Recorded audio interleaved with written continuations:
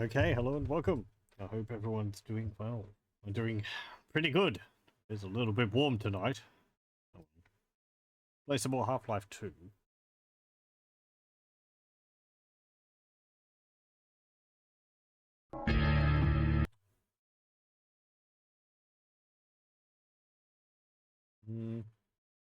Oh yeah.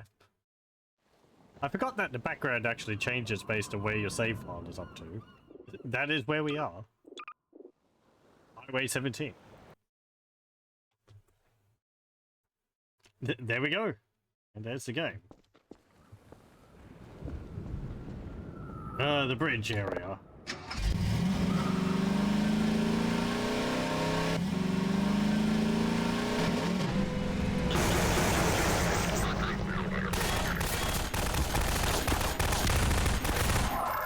There we go. Ah, nice loud noises to start off with. I saw some comments saying that the physics of the buggy have changed. That it uses the physics of the car from episode 2 now. Which, if so, that would explain why I feel like driving it is weird.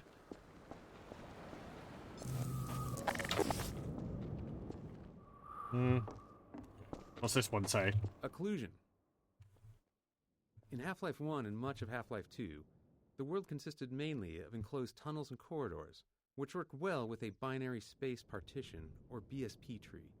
Essentially, this tech allowed us to quickly sort through the geometry and determine what might be visible in the player's view. But the open areas and coast and other outdoor sections didn't suit that approach, so we needed some new tech. Area portals were one, allowing us to carve out the world into discrete chunks separated by portals. Doors and windows, that is, not Aperture Science ones.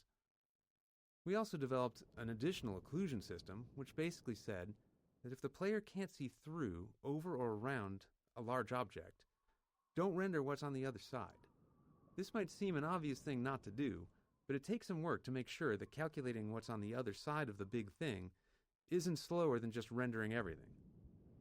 So to make that calculation fast, level designers placed large occlusion volumes inside major terrain shapes and big occluding objects like buildings, and during rendering, we could then test the bounds of entities against these volumes to avoid rendering anything the player couldn't see.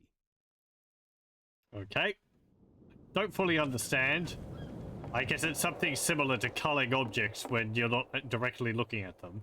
Like, you know, like this wardrobe here. If I'm not looking at it right now, it might not actually be being rendered and displayed in the game. Just the things which are in my view, and maybe a little bit further off to the sides of the screen, are being rendered, but if they go out of view, then they're not. I think one of the earlier videos on shadows or something commented on something like this, where if you look at this chair here, it's got a shadow stretching this way, and if I move the chair off the screen, you can see that the shadow remains even as I turn further away from it. In some games, they don't check for that, so when you move the 3D model off the screen, you actually see the shadow disappear because the objects ceased being modeled. Because it's not on the screen anymore, so it makes sense. But, you know, then you get things like the shadows flickering in and out. I think it's a common thing to see on character models. The shadow which they project disappearing. I guess because they tend to be more detailed models, so they tend to be cold earlier. Oh, hello.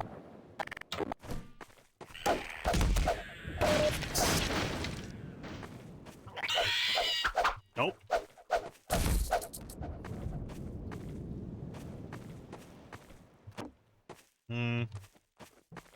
Nothing else around there.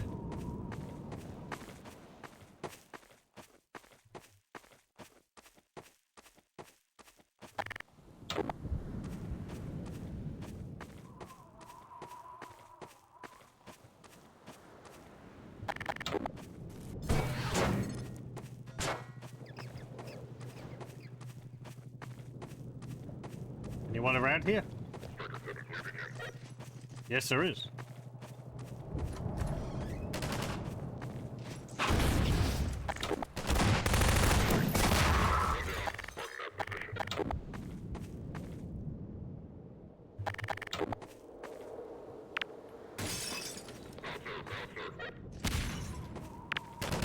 Damn it! No, that's not right.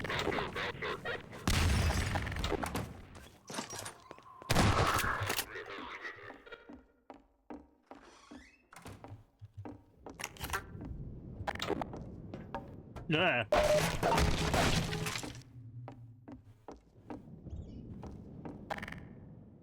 feel like there's gonna have to be some more tweaks made to the game.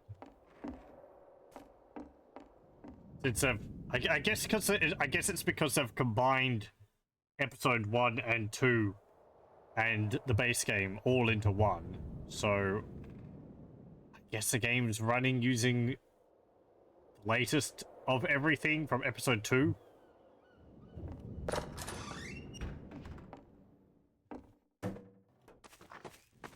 So some things are not working as they should be. There's one thing in relation to the bridge. I think it's this bridge, which I saw some comments on, which I'll have to see how that goes. Whether we have any issues with that. Detail objects.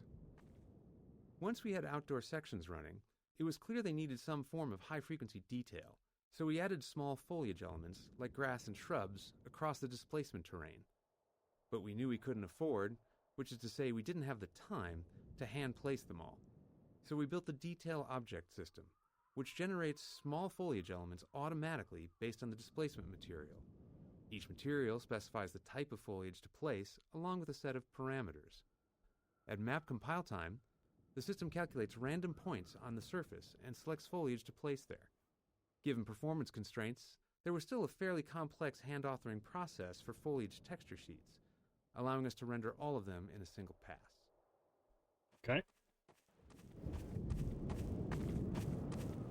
I guess, yeah, that's just all these little bits here and there.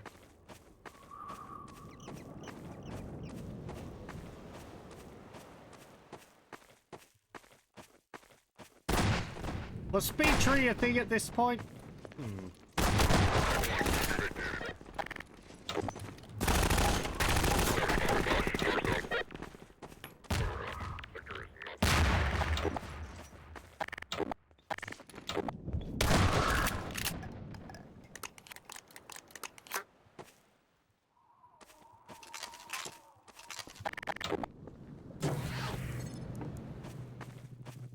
Hello, where are you?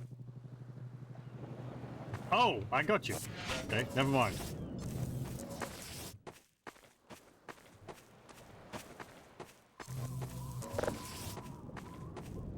Terrain and performance.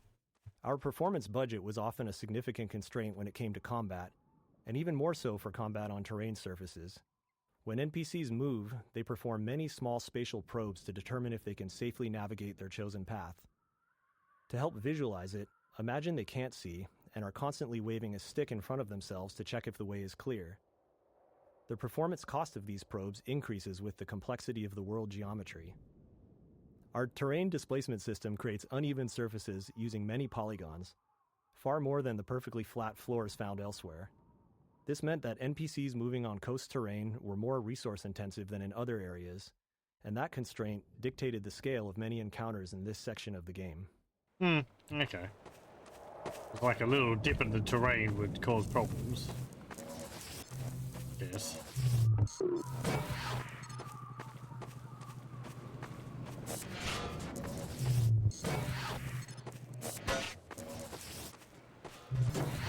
Oh yeah, there's a zombie down there.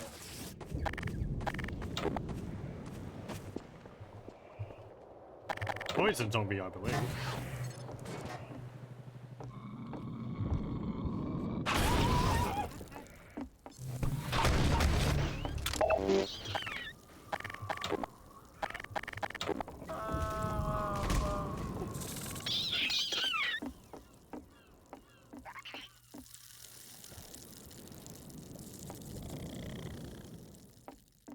You could just run around on fire.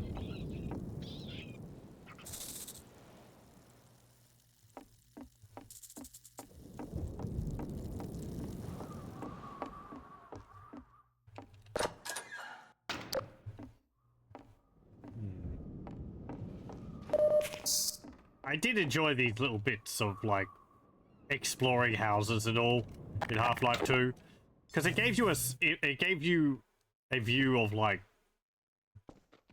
what things were like before everyone abandoned it all.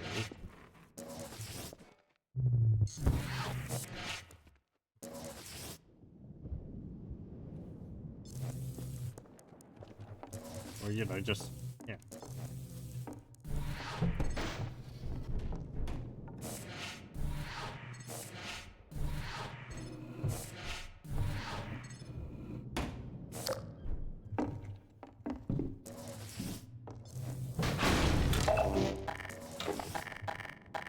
I think there's a zombie up here.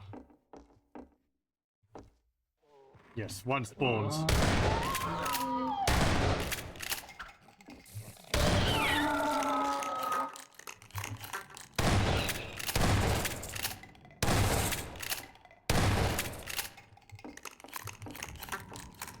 Yeah, right, and here's another crossbow, in case you missed the one earlier.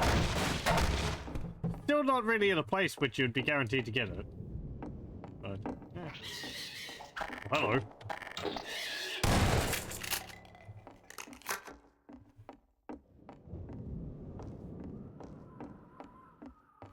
I believe this zombie here spawns depending on which room you go into.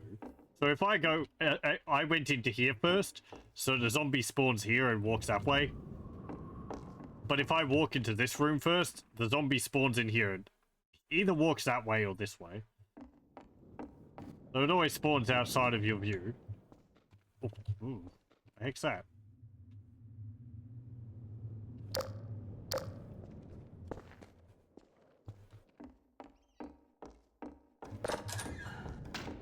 Is there a basement to this building?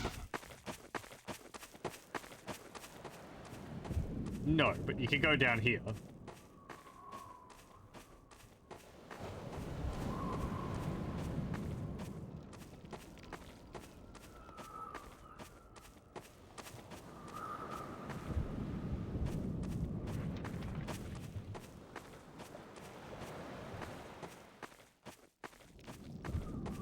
You can't go all the way down there.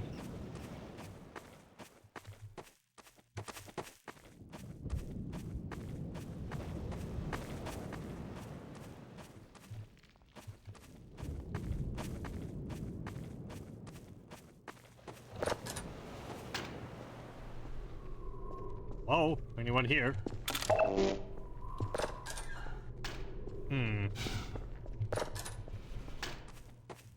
Let me just go up the top again.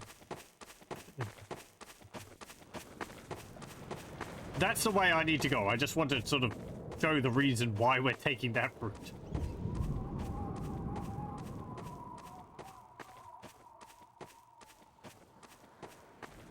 We need to get across the bridge. But there's a force field up here. Not this one. That one there.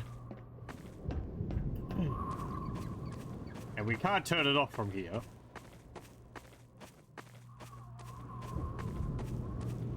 But if you look, you can see a cable running along the side of the train line. Surprised that wire there isn't connected up here. Anyway. But yeah, we need to turn off the force field so we can go across the top. Because we need to drive along there.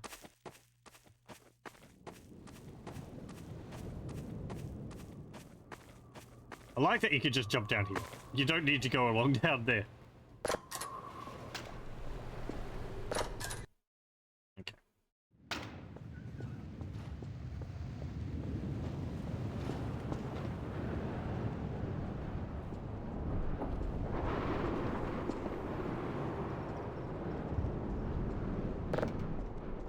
Oh, anyone around? They come bearing shotguns.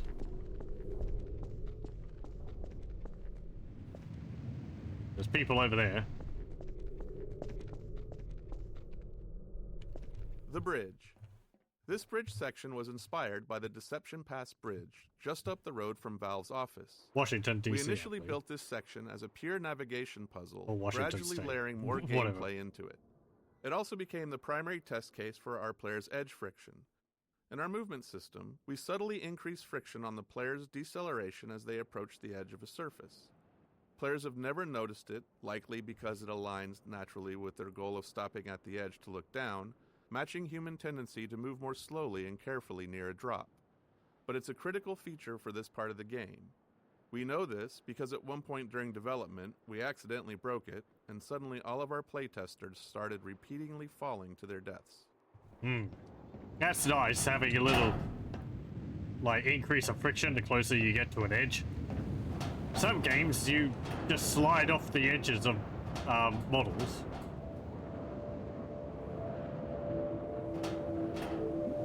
That is a huge pain!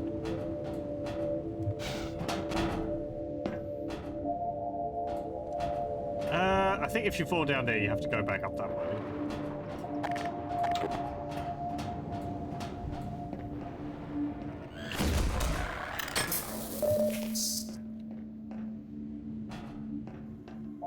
Bridge playtesting.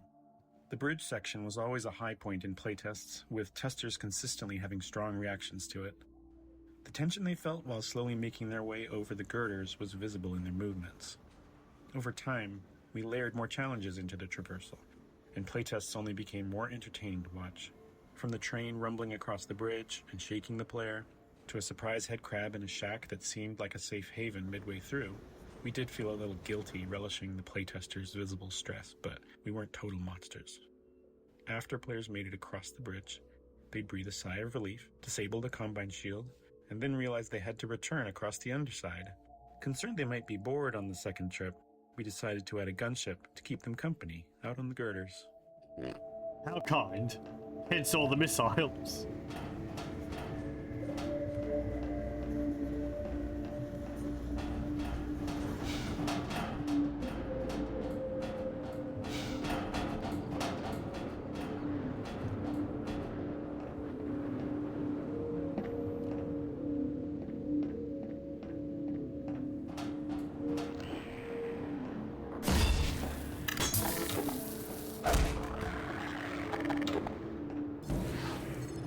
There's a long way down.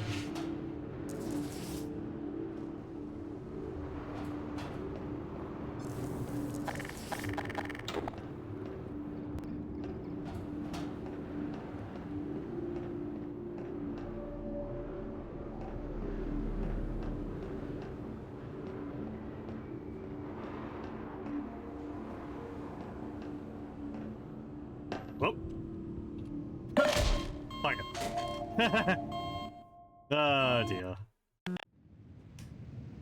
Oh, really? Hang on. I thought I was quick saving.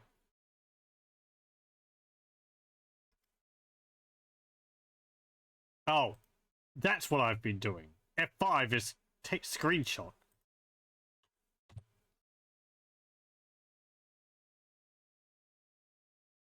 There we go. I'm used to it as being F5 for quick save and F9 for quick load. I was seeing a little pause, so I was assuming it was saving. But oh well. Bridge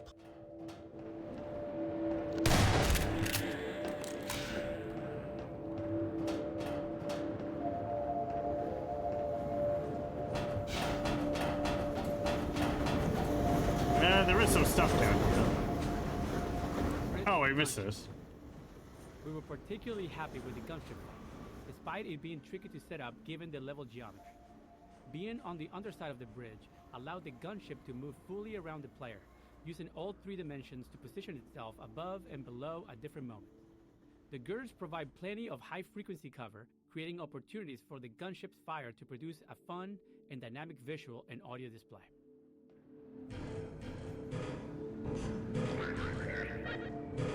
Oh, hello. Where are you?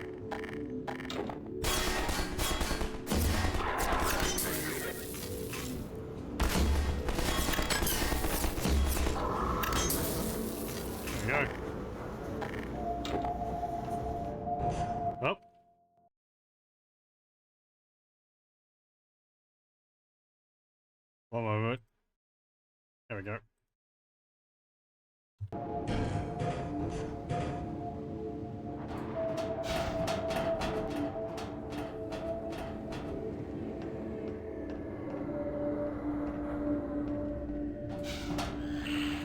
Get out of it.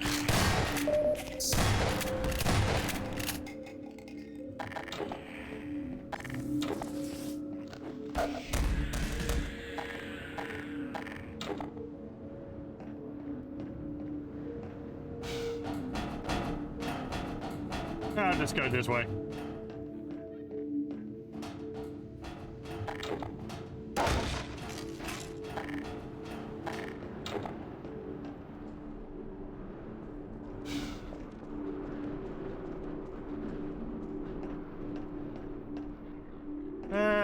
Doesn't look like there's anything down there.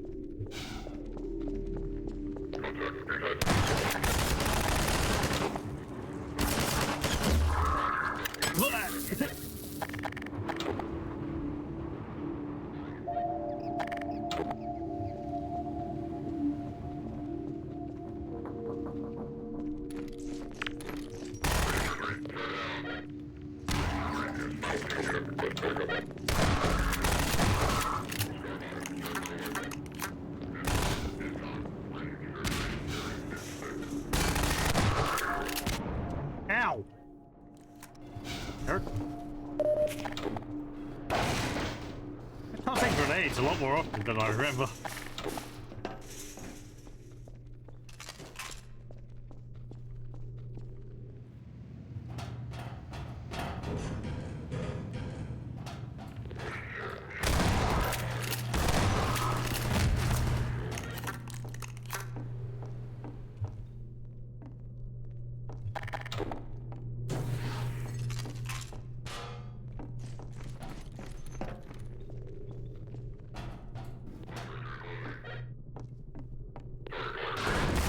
With a steel chair.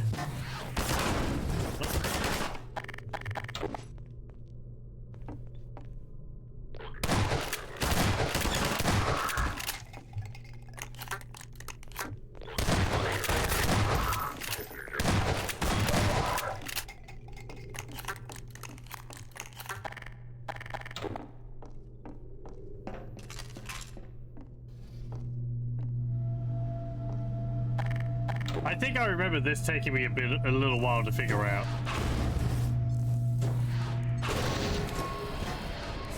That you can just grab it with the gravity gun. I don't think you can reactivate it. No.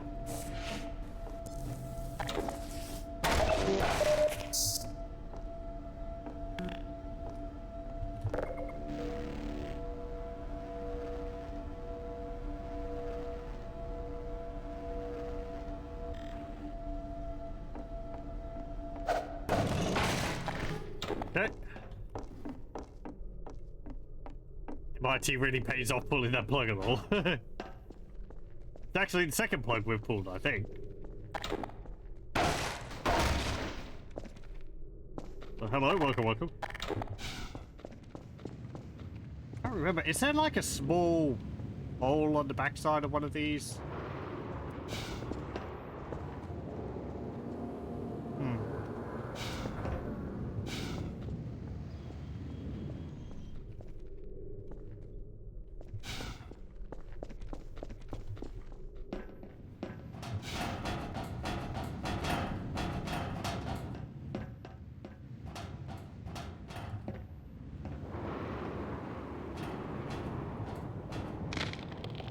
No. Bad particle.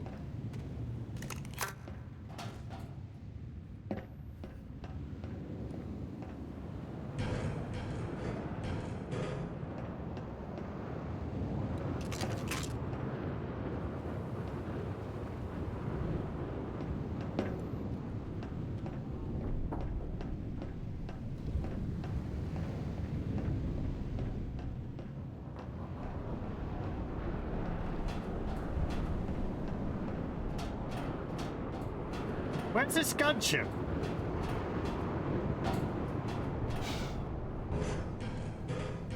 we were supposed to get attacked by a gunship. Hmm.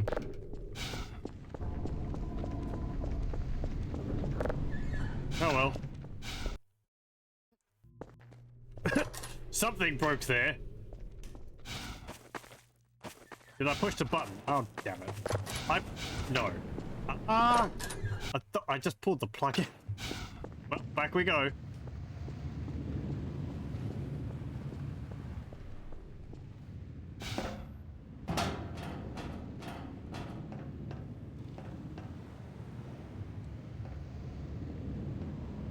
Going a different route every time.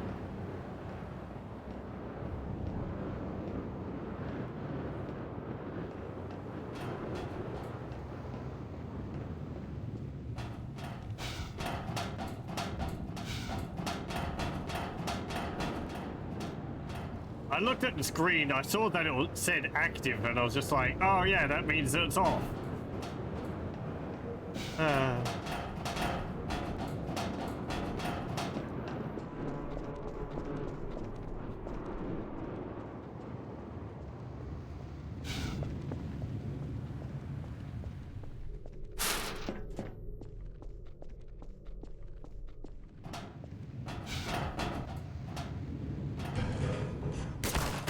Ow!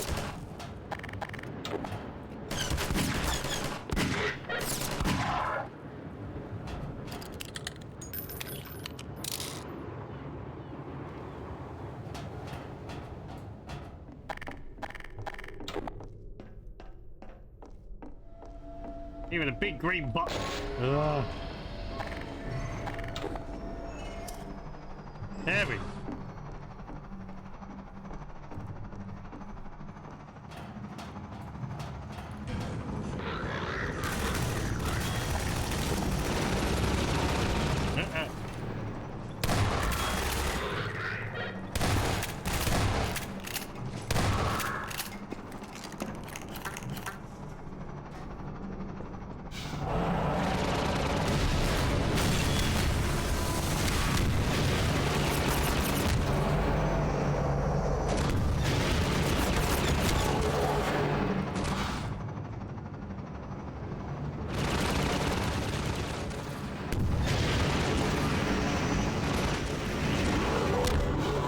Rockets.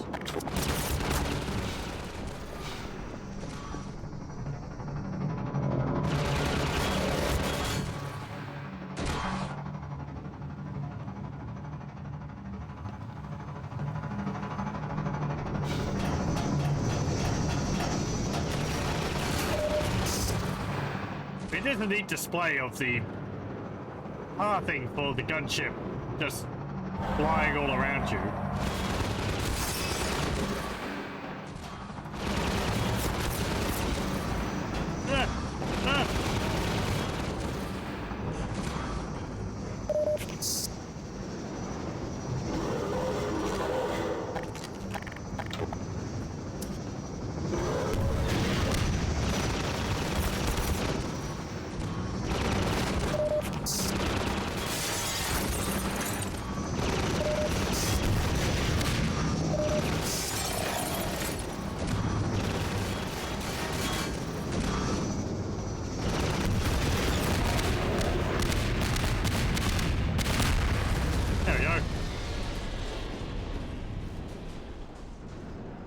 Hooray!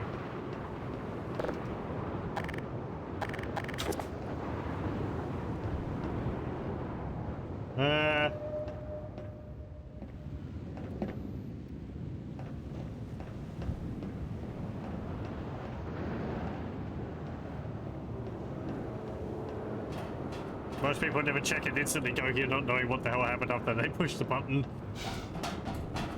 I think I remember there being...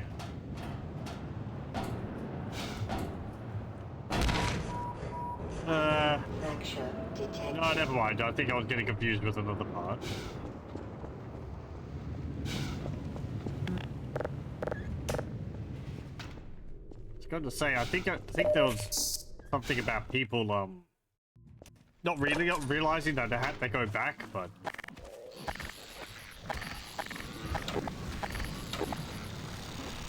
lights. all over the place. Ugh.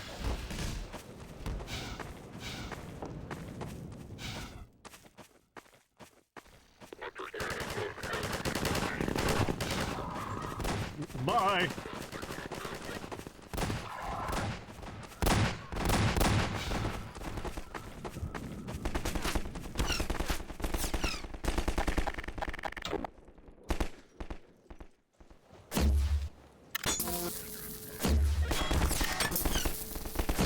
Ah.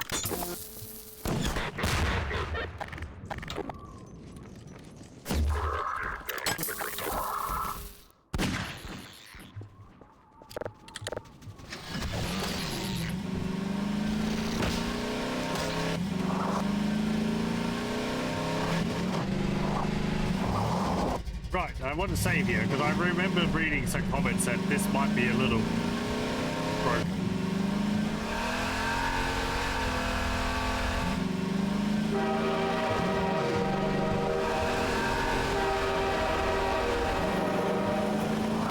Oof.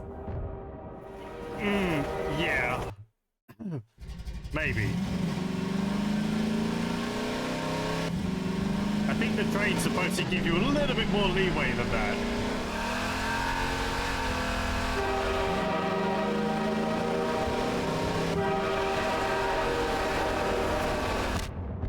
Oh.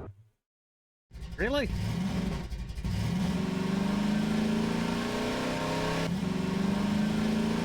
Yeah, let me see. I'll wait for a bit.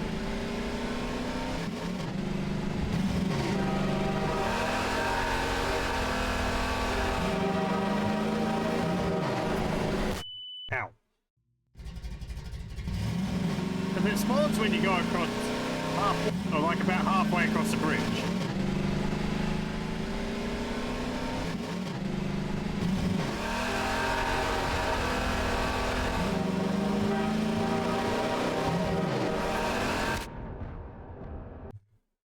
I can also reverse. I remember being able to go past it with no problem.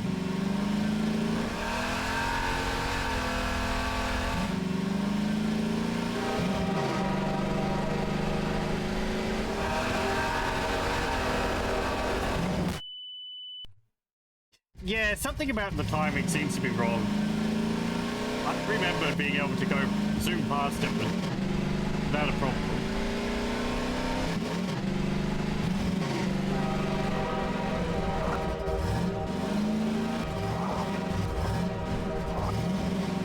Nope.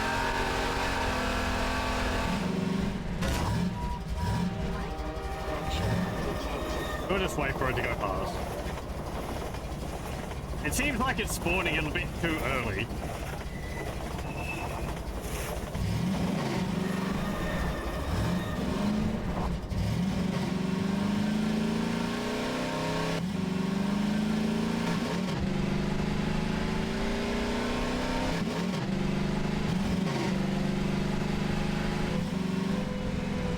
Okay. This actually reminds me, in the developer commentary video, they were showing off earlier builds of Half-Life 2, and one of the areas which they were showing off was, it was like a big sandy area. I guess it's like sandy plains after the ocean had been drained away.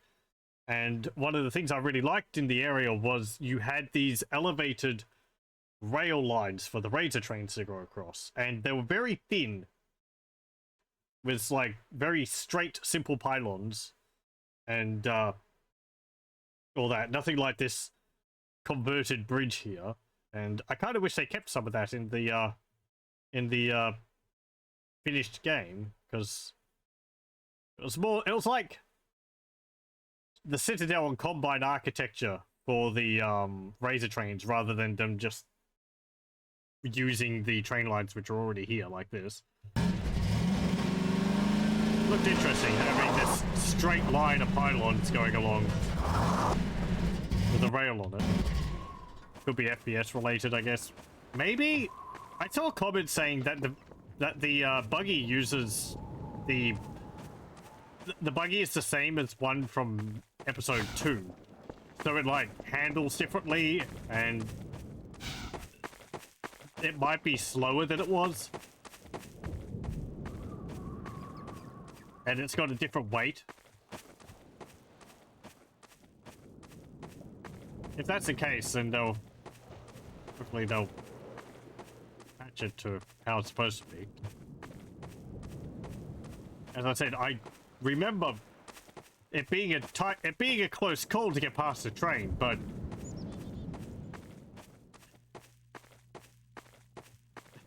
not something where I would have to reload multiple times for it.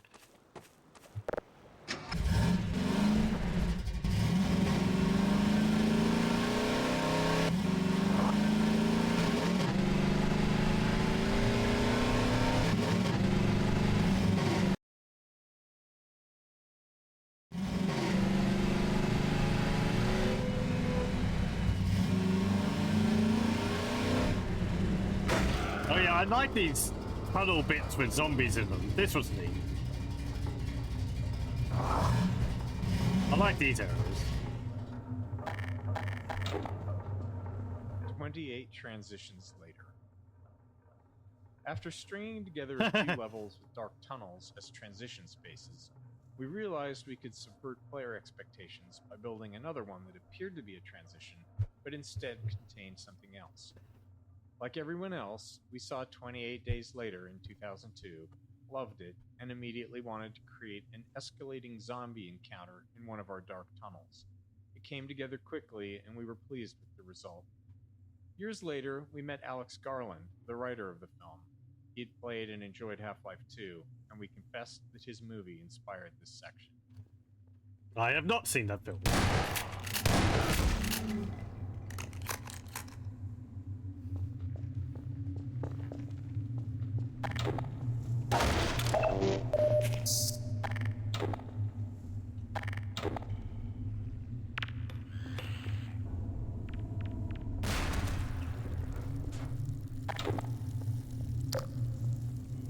Does a good job of showing off the shadows in it, though. Oh yeah, they start beating on the window. Flashlight power. The decision to have both Sprint and the flashlight share the HEV suit power was a controversial one in Half-Life 2. Initially, only Sprint used suit power, which made sense as it was meant to be only a short burst of speed. The flashlight, on the other hand, could be used indefinitely, but playtesting revealed an issue. Players often left dark areas without realizing their flashlight was still on. In brightly lit open areas like Coast, our performance budget couldn't support the flashlight being on continuously, so we needed a way to turn it off without player involvement. Limiting its power seemed like a simple solution, with the benefit of adding some tension to dark areas too. The challenge then became, what resource should it use? We already had suit power and didn't want to clutter the UI with a new resource just for the flashlight. We toyed with the idea of other player abilities using suit power, thinking it might be interesting to have players make trade-offs between them. This is a good example of game design often being about choosing between imperfect solutions. We didn't love the idea of Sprint and flashlight sharing a resource, but we also didn't want multiple resources cluttering the UI. In Episode 2, with no plans to add anything else that consumed suit power, we ultimately decided to give the flashlight its own separate resource. Yeah, right. It was always kind of an odd choice to me.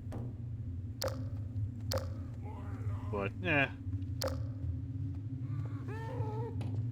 Hello. I think there's something about, like, the code used to get the flashing of that light behind me. It's like some really old randomization code or something, which a lot of different games use.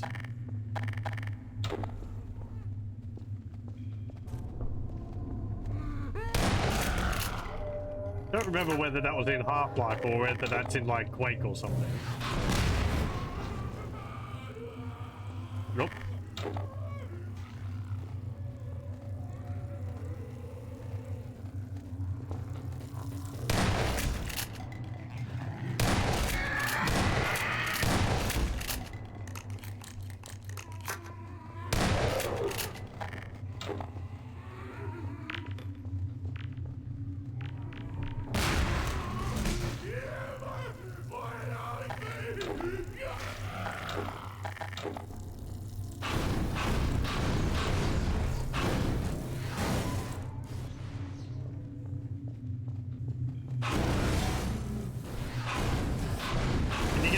roadblock of all these cars, but you can just punt them out of the way with the gravity gun.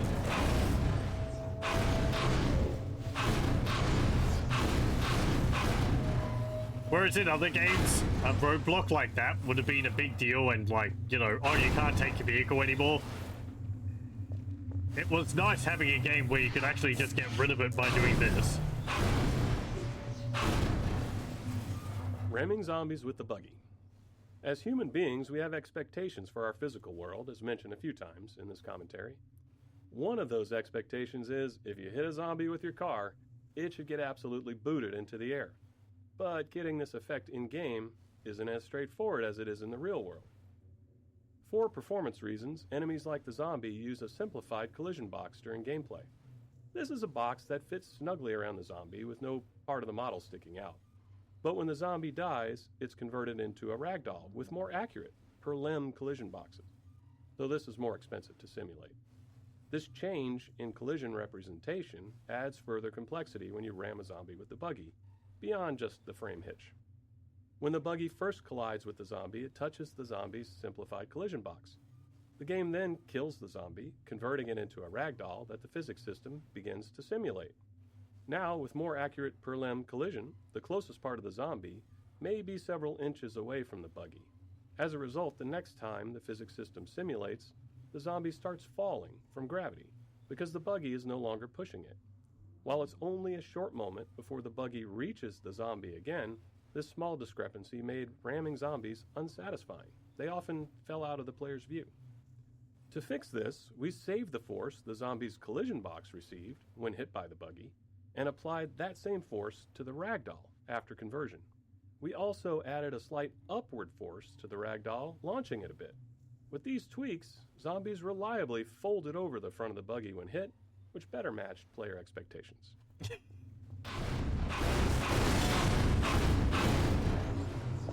You're learning from all this?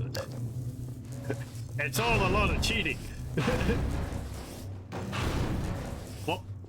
What people expect and how reality works is two different things. And then I shot them all with the shotgun, the grenades, so yeah.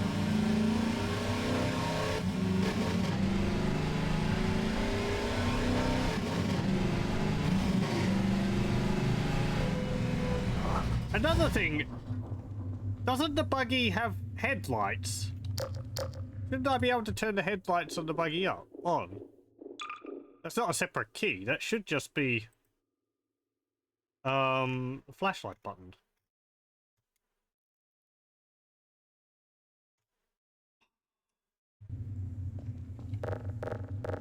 Did it not have headlights?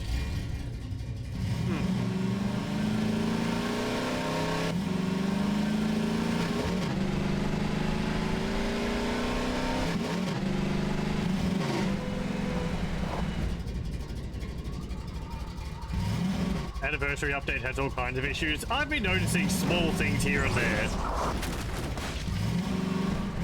The first thing I noticed was early on when you start going through the canals, you drop into a train car and there's a citizen and a Vortigaunt, and the Vortigaunt's powering the TV, and you're supposed to be able to see the G-Man on the TV, but in this anniversary version the TV is angled away from the player, so you can't actually see the G-Man. Wonder what this will look like in RTX Remaster. Very moody section. Yeah, it'll be very interesting. The texture improvements in that will be really neat to see. I wonder if anyone's been recreating this in Half-Life Alyx. Probably.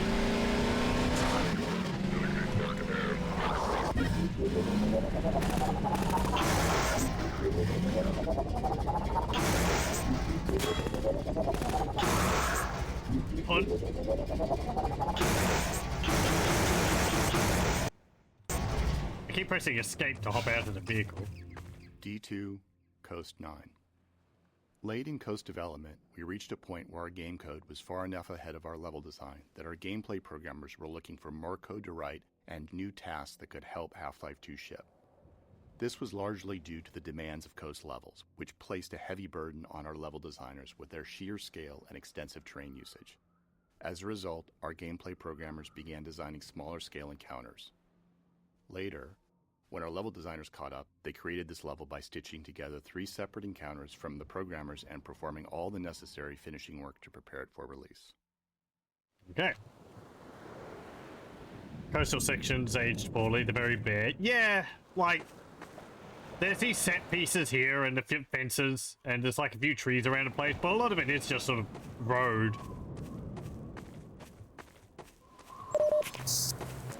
I was thinking, after playing it last night, that, like, I do still think Half-Life 2 is a really good game, but it is kind of, with the advancement of time, a lot of things which made Half-Life 2 really, really good are sort of just commonplace now.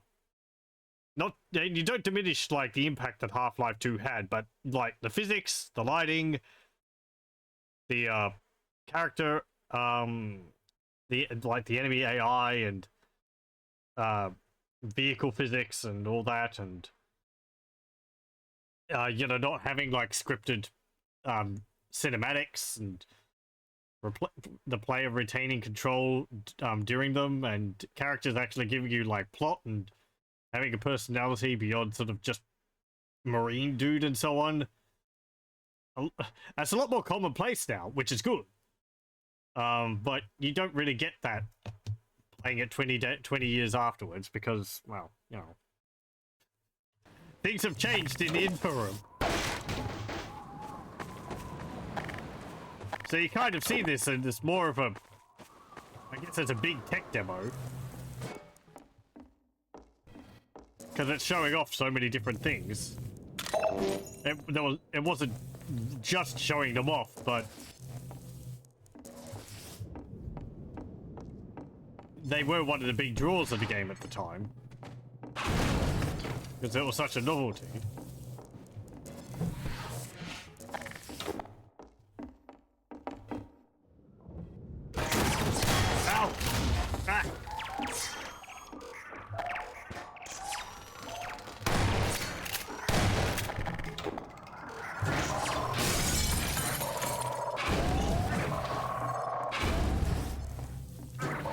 Out the window as you go.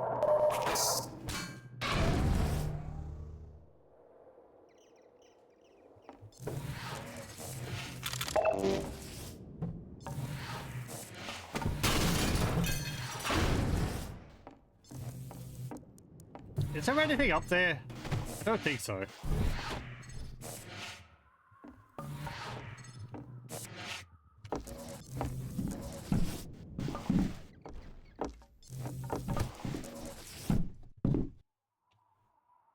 Source was never good at outdoor visuals at the time.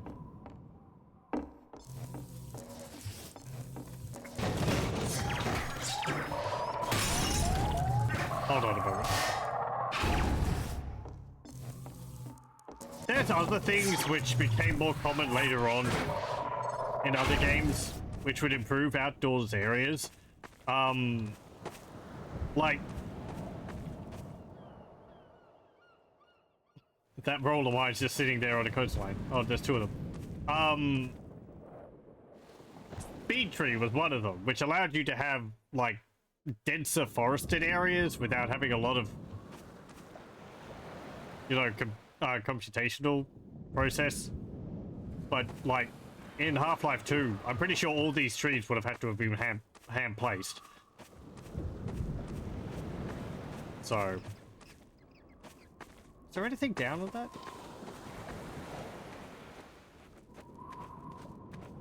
Episode 2 is quite pretty outdoor level, so it advances a lot. Yeah, even within the series, they improve things quite a lot. Oh, there is.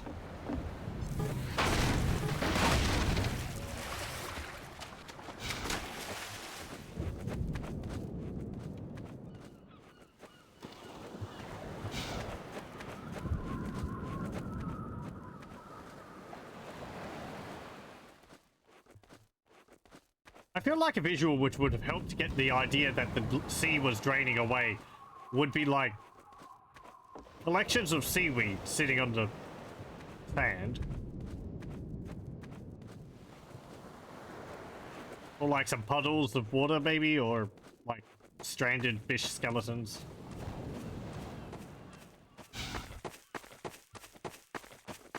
It has been, you know, a 20-year process or so.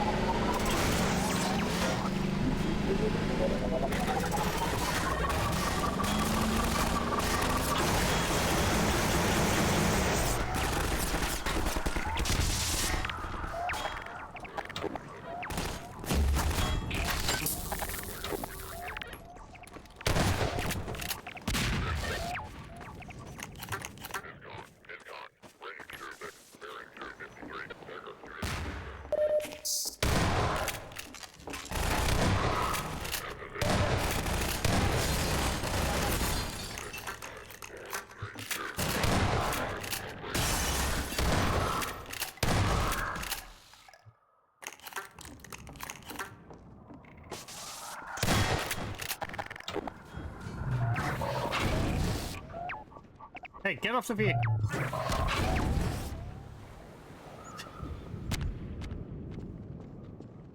You see screenshots of Half-Life 2 RTX where they add more vegetation as well, so we get more closer detail. It's like, yeah, having the higher detail textures and improving like the ground textures and so on for the lighting and all that. Improve things quite a lot. Is there anything else around here?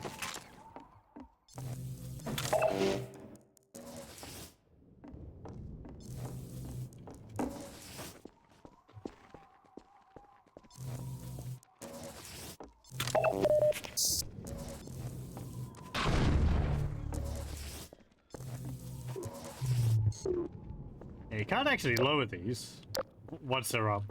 That's odd. There's absolutely no light on it. The other sides of it.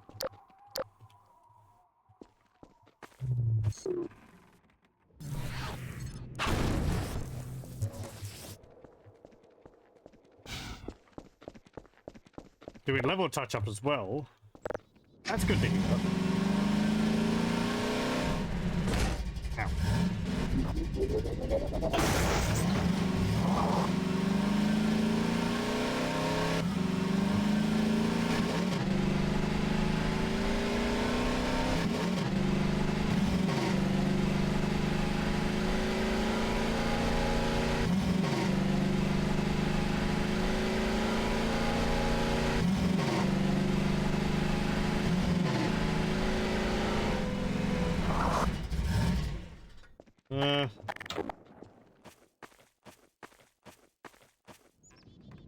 Oh, right, this. Yeah. I've got to...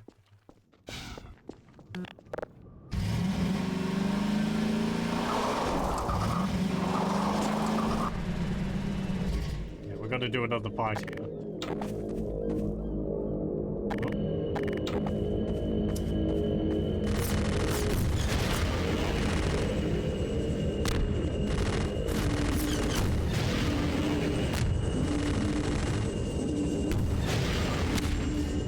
Remember whether you can blow those up.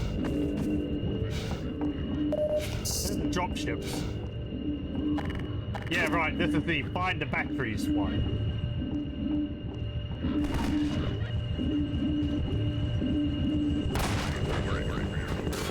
Oh. You don't really get enough time to shoot them. Or ammunition.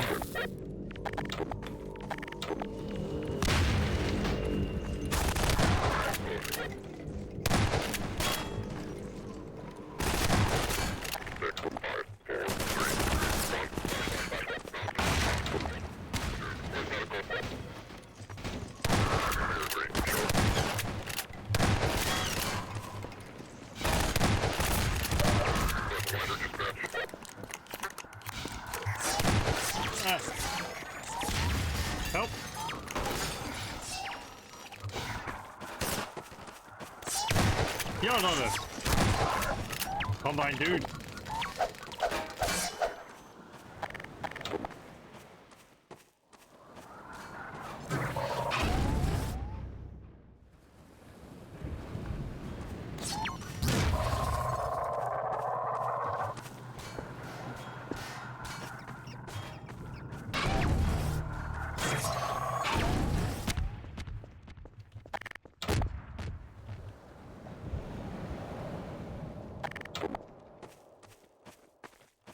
You think you can destroy the dropships, but it takes more than the other thing? Yeah.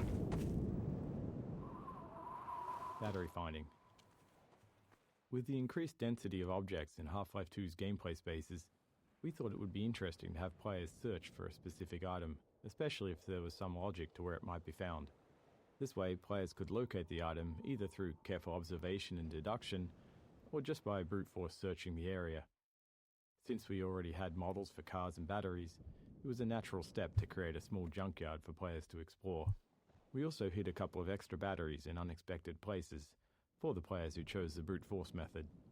As with other item-based puzzles, this one needed a failsafe in case players lost the batteries. You can try throwing all of them over the cliff if you want to see what happens. I guess like the crates at the beginning of the game, it just keeps spawning one.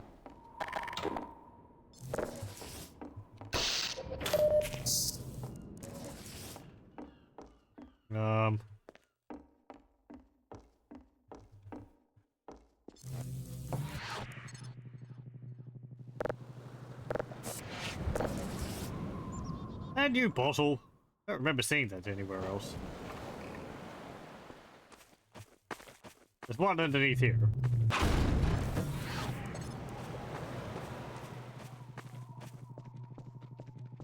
Okay.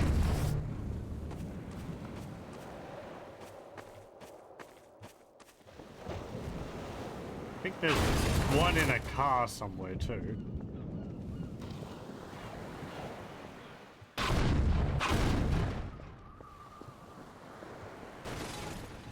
There's one up there.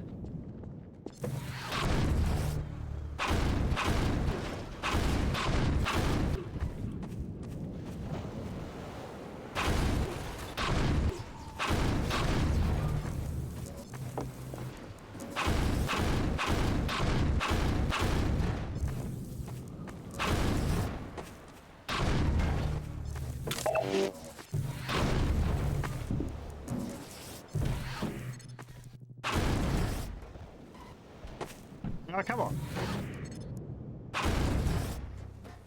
There we go.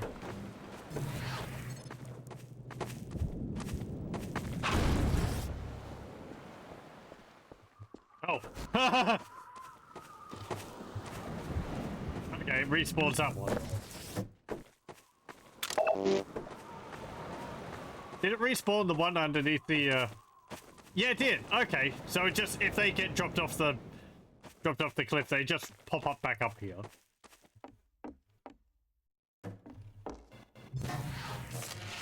Very nice. That's the alt fire of the Combine rifle. I think I really remember that was up there.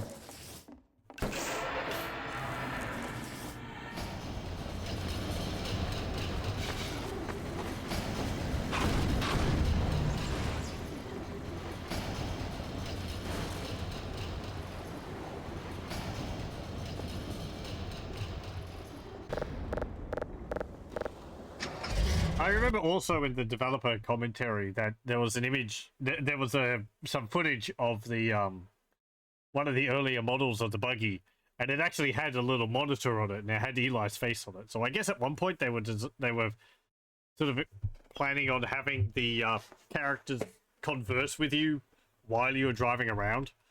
I'm kind of glad they did it, just so you don't have people yakking at you the whole time, but.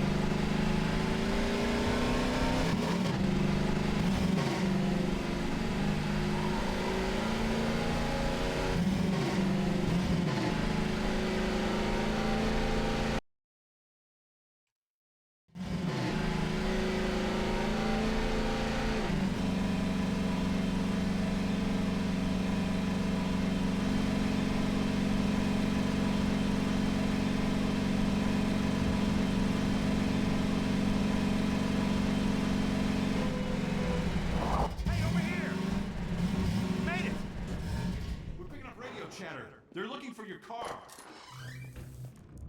Car. Okay, Doc. You'll have to go on foot from here. There's a secret path along the cliffside, but no one's going anywhere until we fight off this attack. Having you here to fight alongside us is going to make a big difference for morale. I'm just a scientist. Oh, crap. Here come the dropships. We'll read the note after this. Where's the ammunition? Up here, isn't it?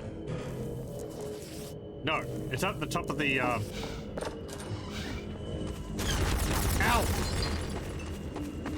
Up there.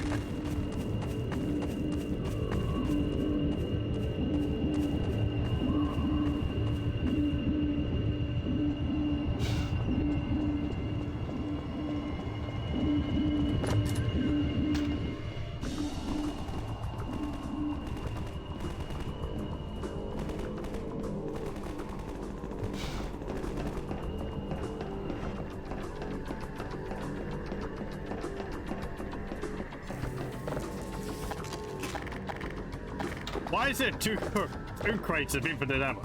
Yeah, whatever.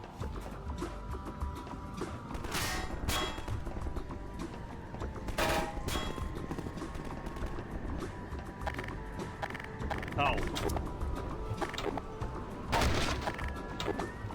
Not time for a gunship? Okay, never mind.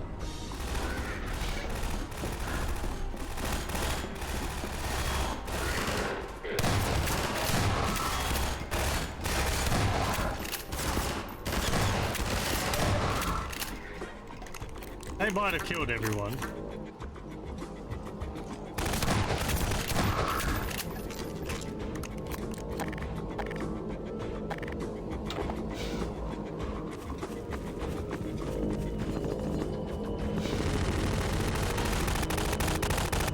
Maybe they just keep spawning.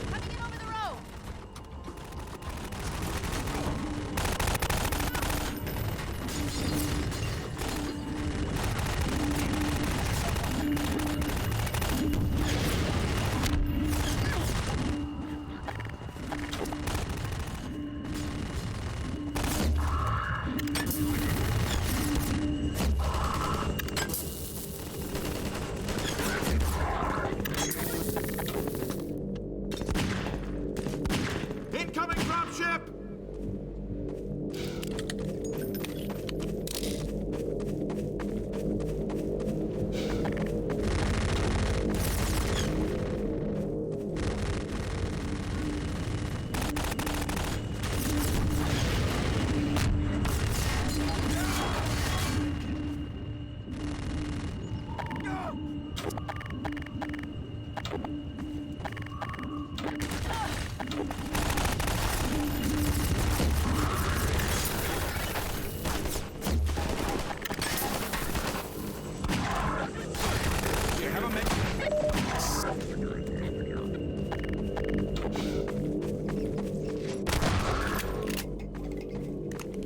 Incoming! Dropship at the lighthouse!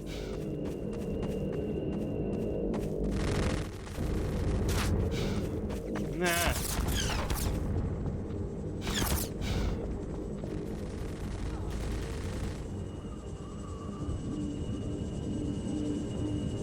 Again, I really do like how these alien ships look.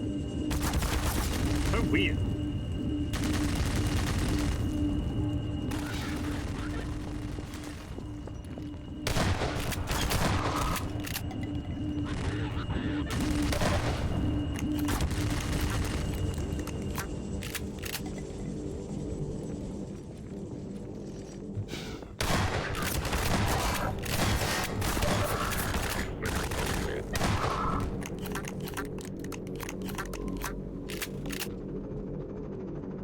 There's a gunship.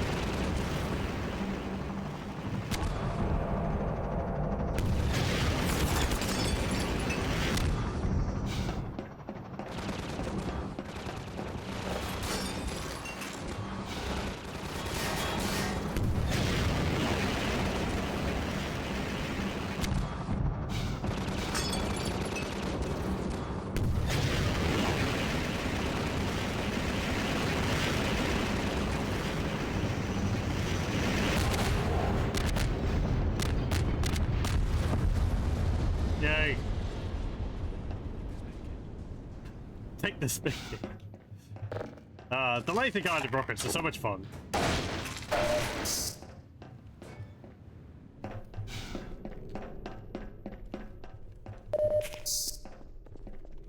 Lighthouse Gunship.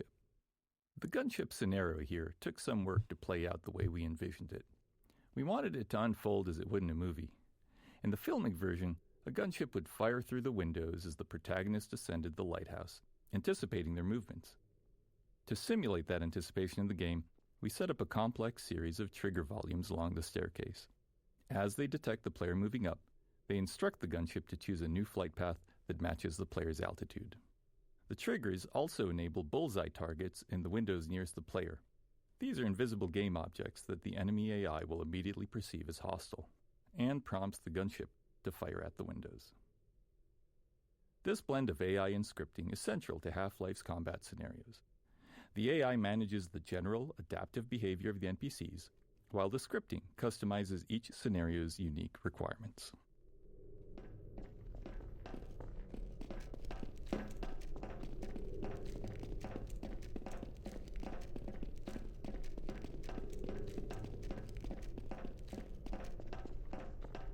I wonder if they'd been planning at some point to have the citizens like the grunts in Opposing Force, where you had, you know, some which could like repair doors and All right, Dr. Freeman, come with me before another one comes. and things like that. No, just a moment. I need to listen to the other ones down here. I think everyone's dead. Oh well.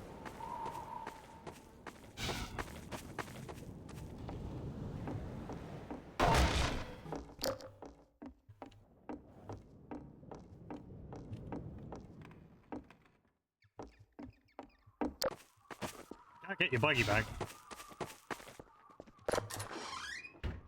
Buggy removal. Once we reached the point where we wanted the player to leave the buggy behind, we had to be very explicit about it.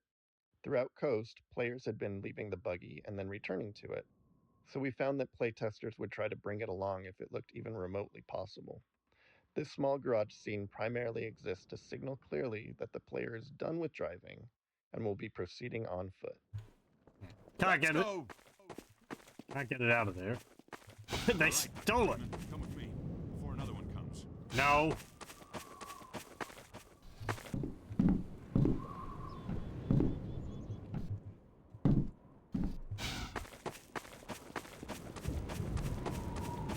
Dropship deployment. Deploying soldiers from the dropships was tricky, as it required NPCs to spawn inside another solid object. To get them into the open where they could start navigating normally, they immediately play an animation that has them leaping out of the container the moment they spawn. Once that was working, we encountered another issue. Savvy players would simply just wait outside the container and shoot the soldiers during their exit animation. To counter this, we added a turret to the container to defend the soldiers as they exit. It doesn't fully prevent a player from taking advantage, especially if they're using an indirect weapon like a grenade or something, but that felt realistic and like a true-to-life countermeasure someone thinking strategically might take. Yeah, like me, firing a rocket at the mouth of the dropship.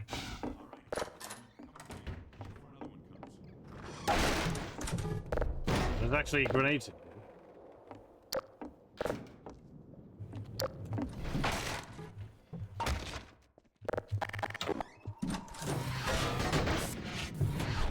No, I am puzzling. This is very important scientific business. All right, Dr. Freeman, before another one comes. Don't interrupt. I need to get up there. How?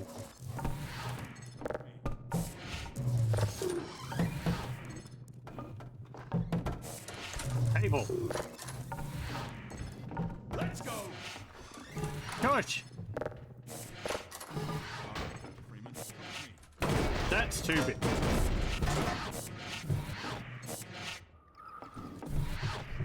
Guess I could just use all these handy crates.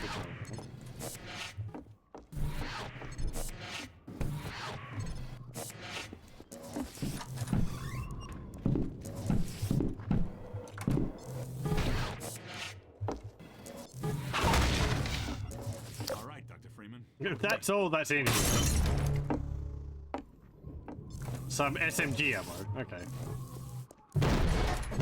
Let's go!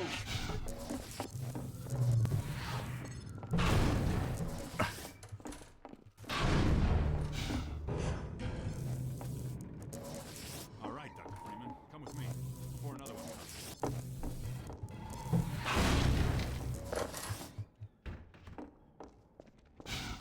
Is there anything back here? All right, Dr. Freeman, come with me. Let's go! Okay, but so different from Half-Life 1 enemy-wise. Oh, hang on, there's one. Performance constraints. For the final Coast Arena, we envisioned a big finale where the player and a squad of citizens would hold out against waves of Combine soldiers, culminating in a gunship battle. Unfortunately, the computational cost of having soldiers and friendly allies moving around on terrain meant that the battle kept being scaled back to fit within our performance budget.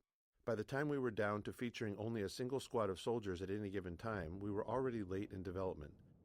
Too late to make large-scale changes to the arena to accommodate more enemies, we had to redesign the flow of the fight to keep the number of soldiers to a minimum. Yeah, none of the fights really feel like big fights. You've got like 4 guys on one side and 4 guys on the other. All right, Dr. Freeman, come with me before another one comes.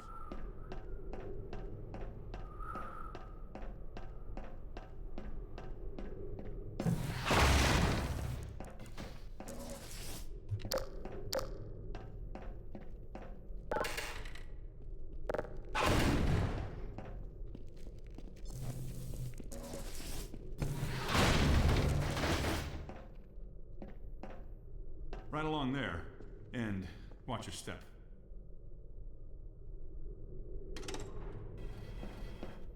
Ow! I'm hurt. Excuse me. You alright? Do you need medical assistance?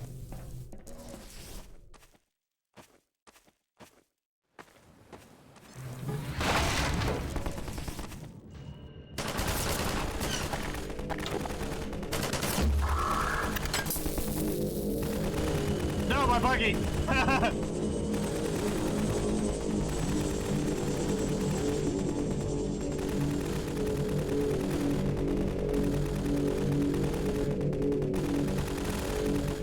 Buggy theft.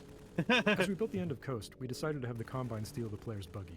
It really doesn't make logical sense, but after watching so many playtests where players developed a strong attachment to their buggy, we wanted to play with that emotional connection. Once we implemented the theft, we had playtesters yelling at the Combine for stealing their ride, something we took as a sign of success. The soldier firing down from the cliff top is simply there to draw the player's eye up, triggering the look target and spawning the dropship with the buggy. Watching it now 20 years later, we're struck by how ridiculous it all is. Maybe they'll just give it orders. Get that vehicle. And they're like, okay, we got the vehicle. Where's the driver? You didn't say anything about the driver. You just said get the vehicle. Oh.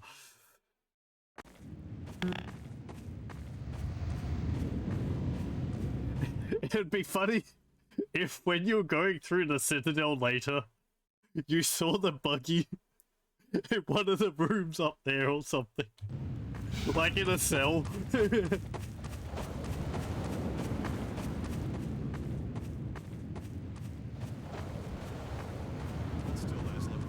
Oh no, Laszlo. You there! Stop where you are! Stay on the rocks! Don't step on the sand! It makes the antlions crazy! Laszlo, don't move! No. Help! Well, he was dead. Poor Laszlo. Finest mind of his generation. Well. Finest mind of his generation. Here is another small interstitial scene that ended up working well. The only requirement for this moment was to teach the player to stay off the sand. With prior scenes, we were still focused on simply making them functional. But by the time we got to this one, we were becoming more comfortable and started enjoying the process of putting extra thought into these moments. In doing so, we pushed the characters beyond being mere signposts, creating something more interesting and entertaining. After release, Laszlo went on to develop a larger-than-life following, reminding us how hard it is to predict what players will hold on to.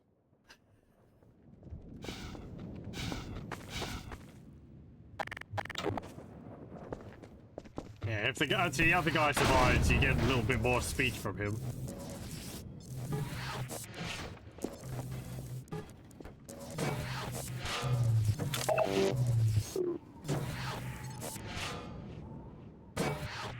That's for the Combine Pulse Rifle. So weird. It's crescent shape.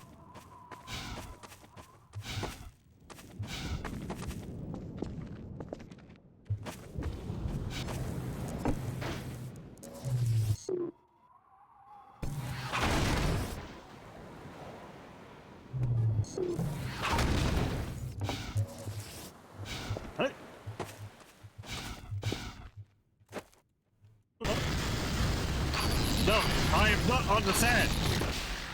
Leave me alone.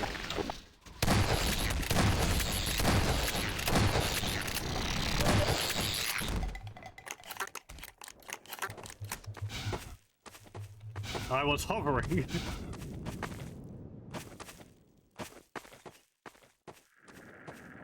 Floor is lava. Building gameplay around broadly understood concepts like the floor is lava made training it easy. We liked how our physics system allowed for a high degree of creative freedom in how players chose to tackle it. Some built walkways out of many objects, while others focused on using just their 2 favorite sheets of metal. Some carefully followed the path up in the rocks, concerned about falling, while others moved directly towards the exit, perched on objects just above the sand. Playstyles varied. Some players considered it a failure if they summoned antlions, reloading immediately, while others enjoy scrambling back up on the rocks to recover. We also liked that it functioned as a navigation puzzle, but could be turned into an arena if players preferred. Some just jumped onto the sand and fought their way to the end.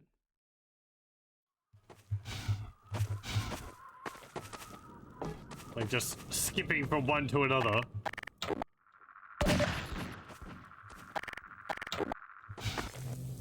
Huh.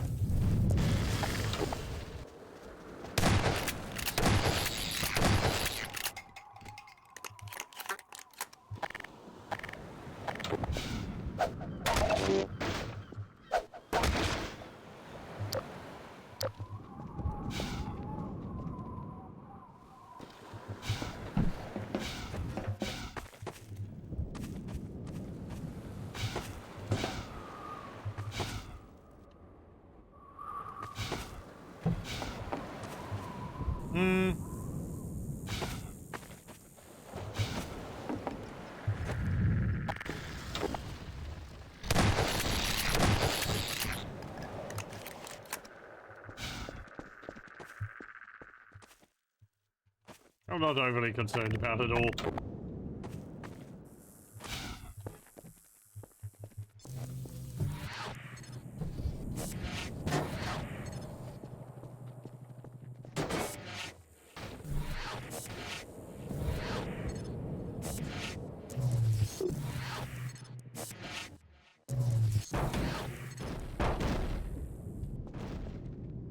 This is another piece of the puzzle. You have to weigh the bridge down with stuff.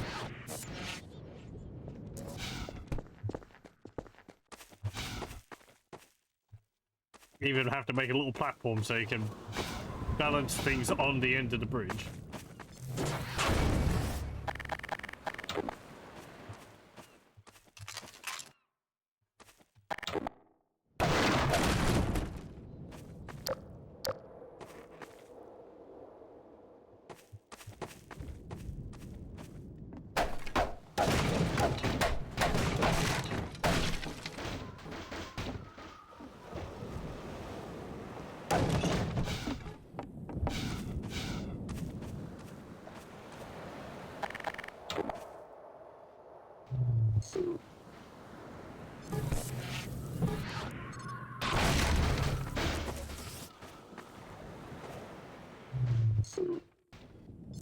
I'm also glad that the gravity gun actually pulls things from further away than you'd think.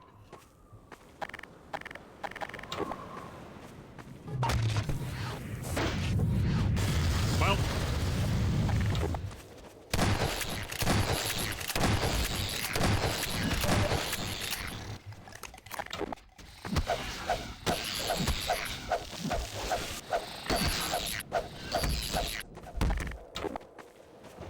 And the stupid antlines punt you around a lot as well, so they can actually push you off the platforms.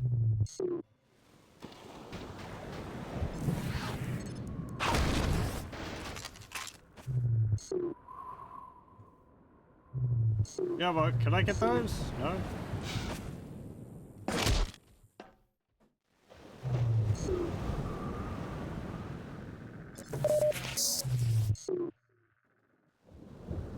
Damn it.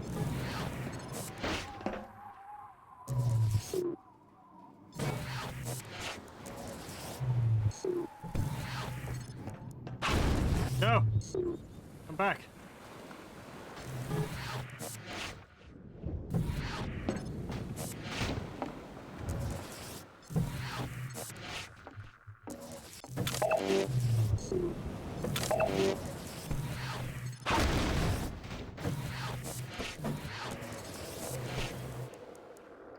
What's it say on the box? Salvotech.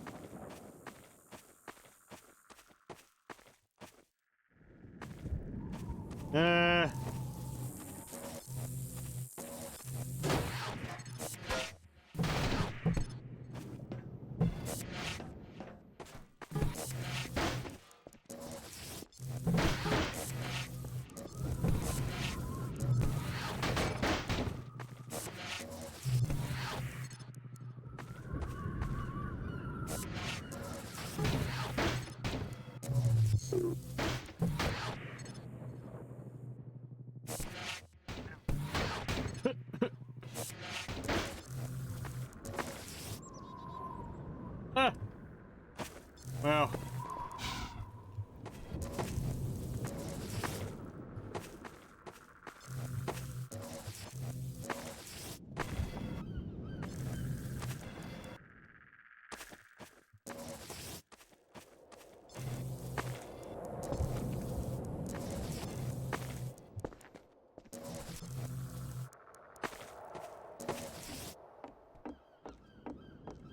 How do I get over there?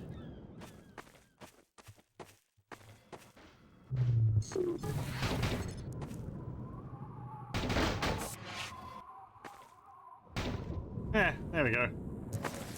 That'll do it. You can just weigh it down with something next. There we go.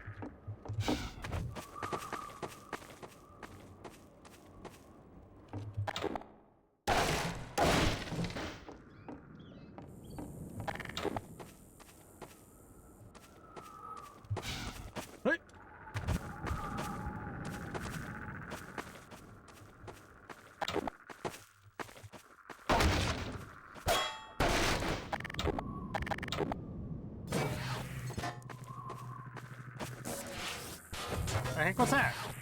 It's like getting stuck against a wall or something.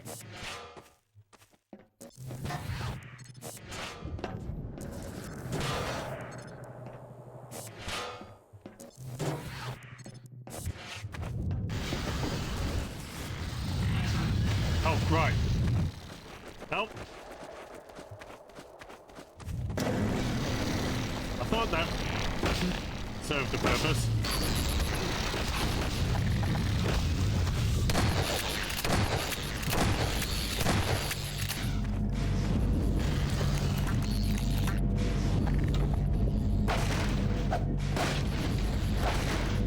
Sandtrap Hunter.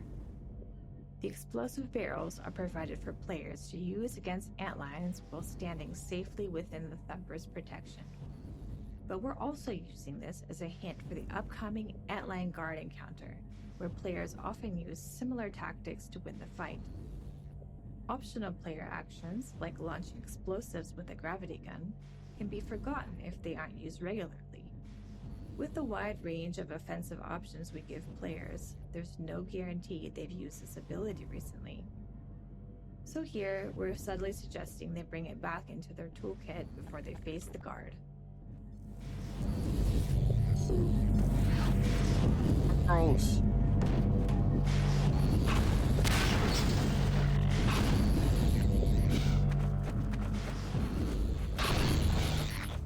Yeah, there we go. Hitting them with the gravity gun knocks them over.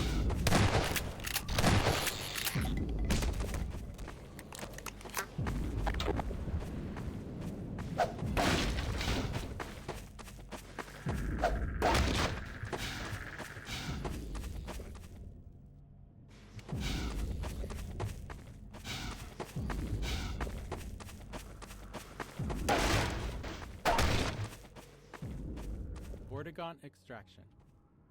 This arena presented some tricky design problems for a couple reasons.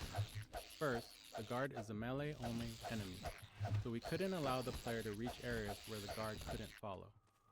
We did experiment with a few range attacks, but didn't like the results. Its goose-spitting attack, for instance, ended up looking ridiculous. The only non-melee attack that survived was its ability to bash physics objects at the player, but this required objects to be in range, which isn't always guaranteed. The second challenge was ensuring that no matter where the Guard dies, the Vortigaunt can reach its corpse. This was essential as the game can't proceed if the Vortigaunt is unable to extract the bug bait.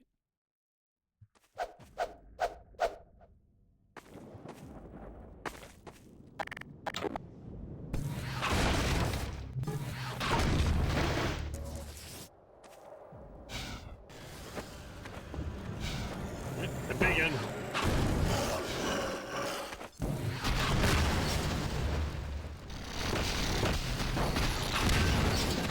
There.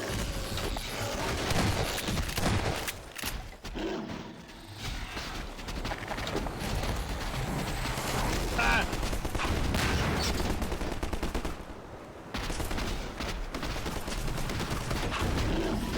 Ow.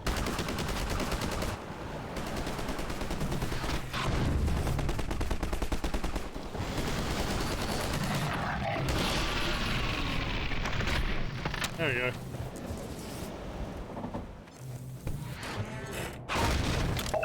The free man must follow.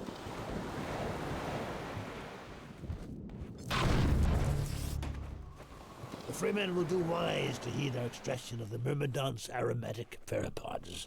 The process is not entirely hygienic, therefore stand aside. What? The free man will have need of these pheropods on the path ahead. Gather them now. You got a pod.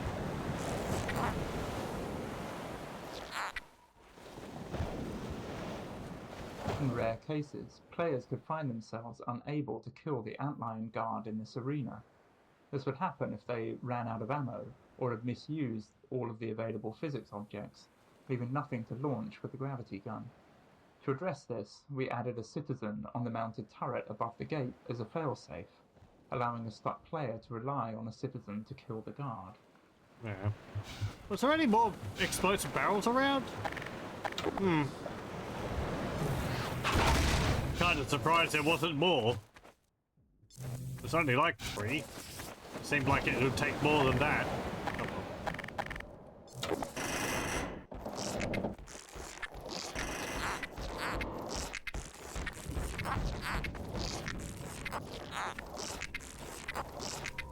They've also got a very noisy footstep sound. Sounds a bit too heavy for how big they are.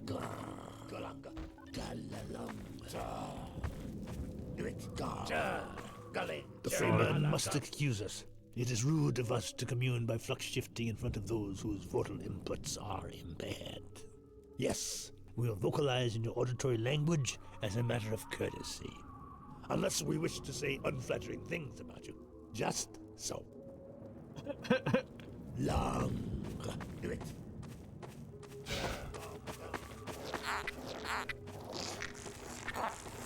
Get going, Dr. Freeman. Nova Prospect is just ahead.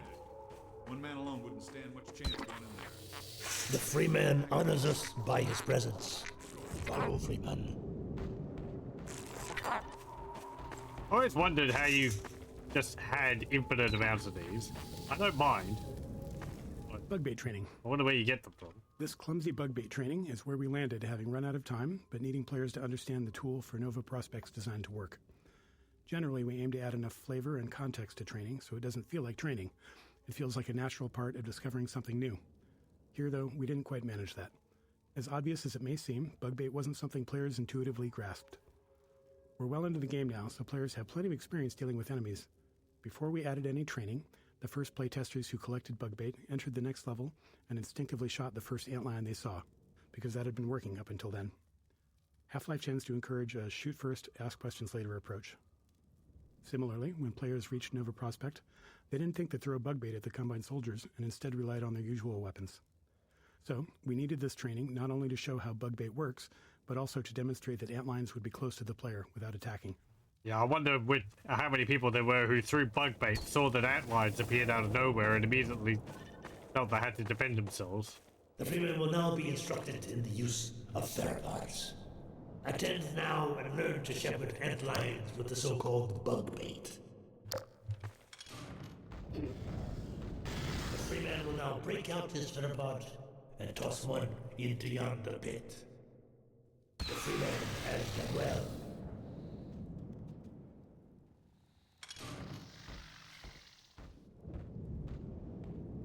The Freeman can also coax his antlions to attack specific targets. Observe the training mannequin and mark it well with another theropod. I don't think that's a mannequin, man, but oh well. The Freeman again excels in all tasks.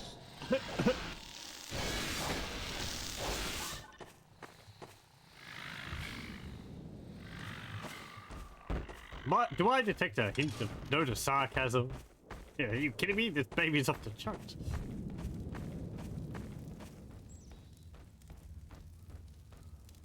Now, attend well. Apply pressure to your theropod to signal the antlions in your command to follow you. The Freeman shows his excellence in all things. And now this one must bid the Freeman forward. Never Prospect lies just yet. Remember well what you have learned here. The Eli Vance has gained his confidence in you.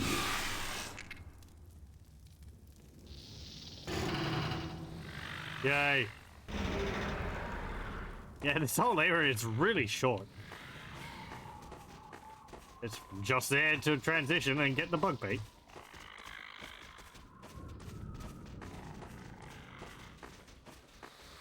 I do like the mayhem you can cause with these things, though.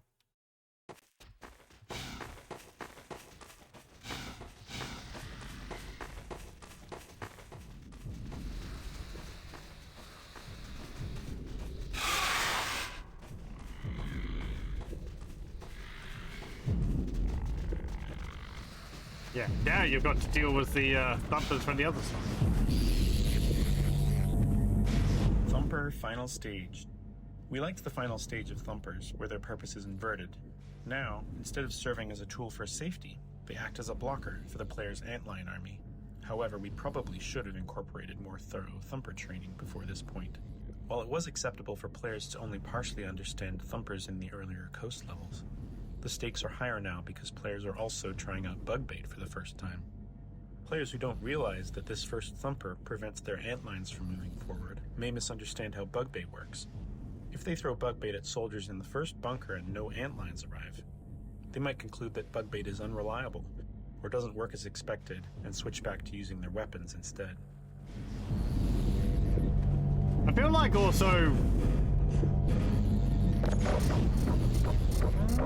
Maybe the fact that you could actually turn off the thumpers could have maybe been made a bit more obvious. Early, like, the first ones you saw, they had the button down here. Priority warning. Perimeter restrictors disengaged. Yeah, you hear that they call these restrictors.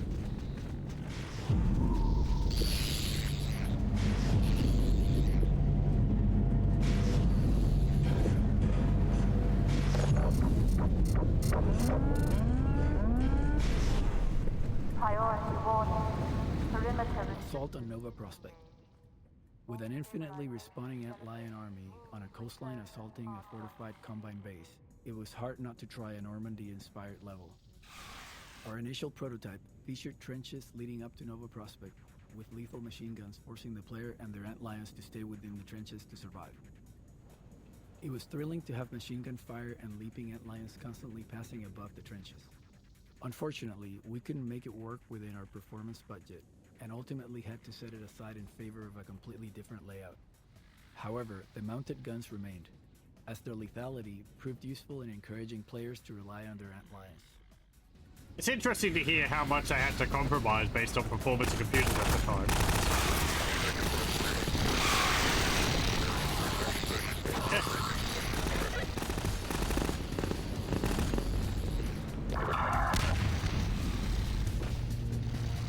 Also, I like that when you hit the Combine soldiers with the pod, they stun for a while, flailing their arms around.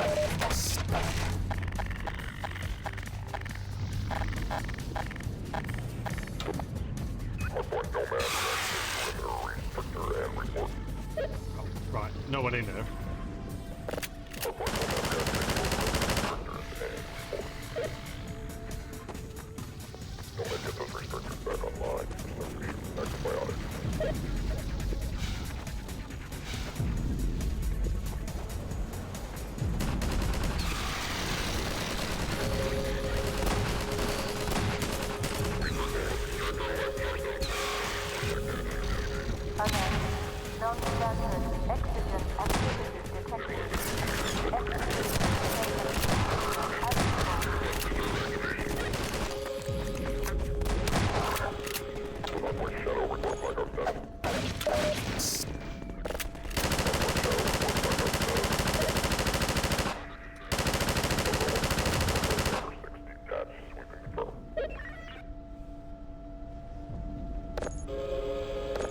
Ah, that's the siren. I like that you can turn that on and off.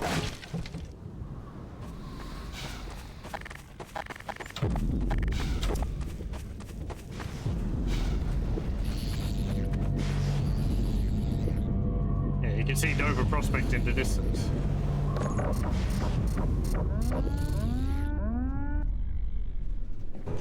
It's just that if only the draw distance was better, you'd get a much neater image of it rather than it just being sort of hidden in the fog for there.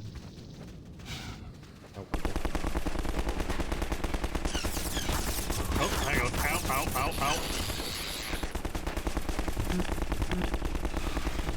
ow. Let me see. I can't go that way. No, so I have to go through here.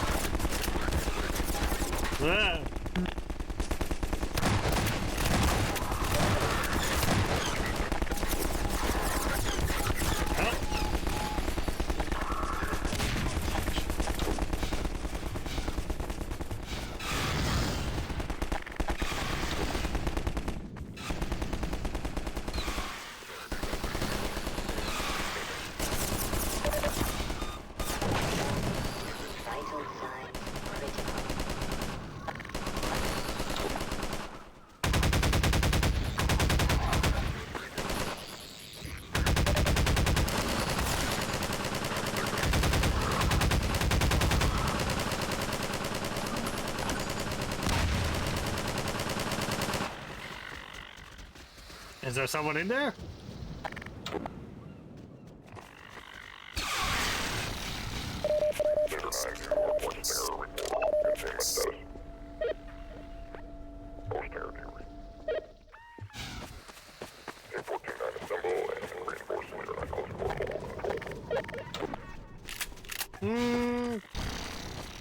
I don't think you can go any further along there.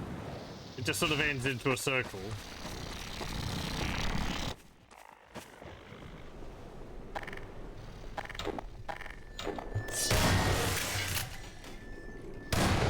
Hey, remember these things?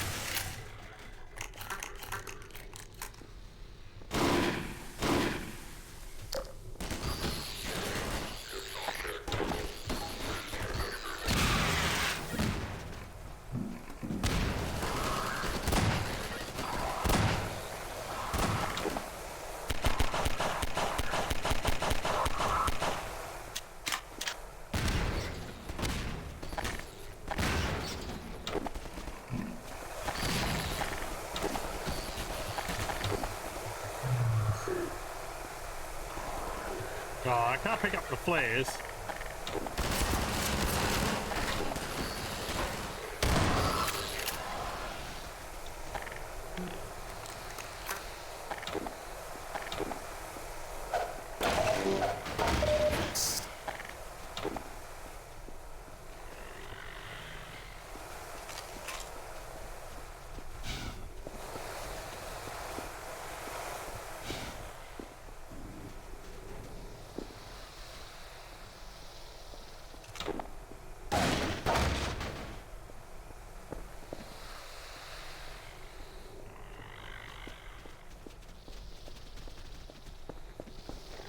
Alert. Contact status 0 with Land C intercept team. Possible anti-citizen 1 infection. All global process civilization delegates move to hard point.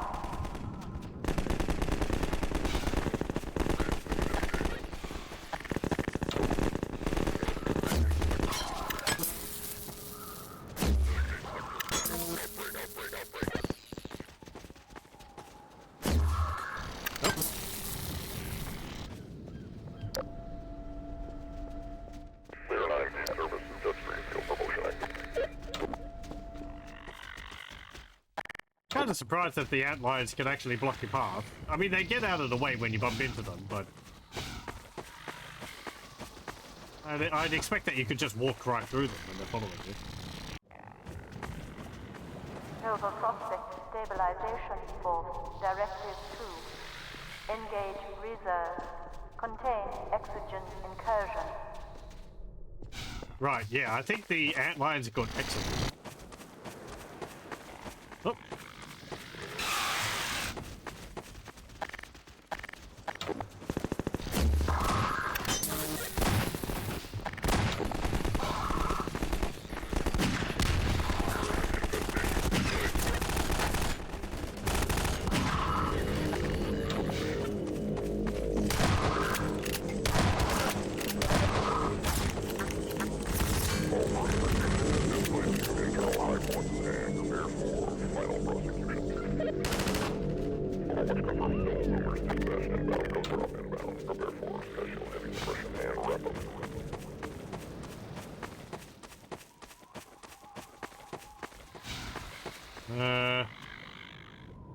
I have to go this way.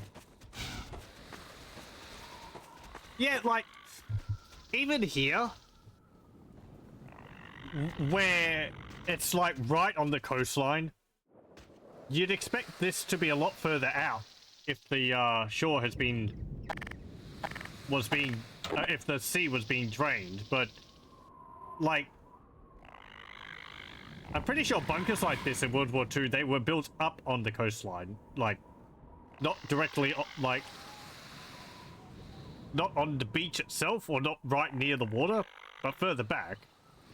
Because you had the, you know, the clear,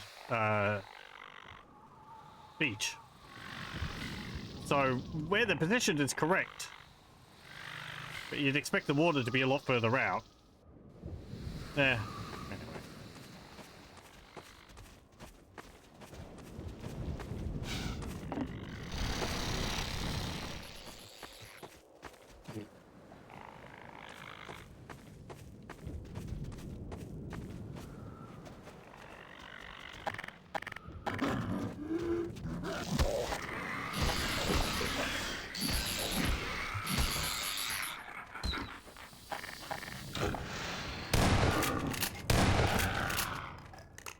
have antlions. Oh no.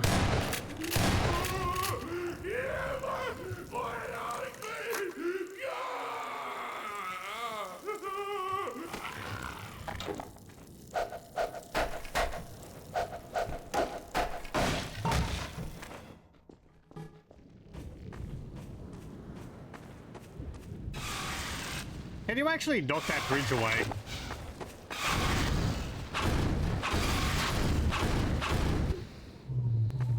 I don't think you can.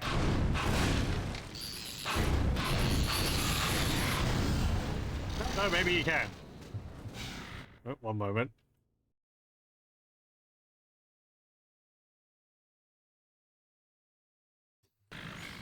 Okay. Maybe it falls into position more easily though. Eh. I wonder what would, if anything, would happen if you knocked her completely off the, if you knocked her completely off the cliffside.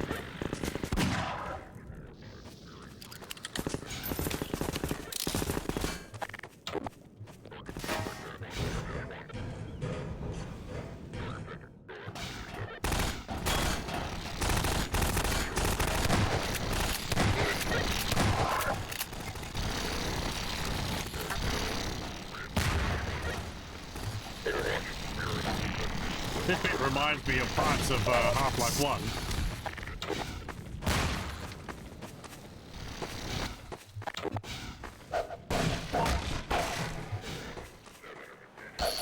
Excuse me. Ow! Bugger. Look.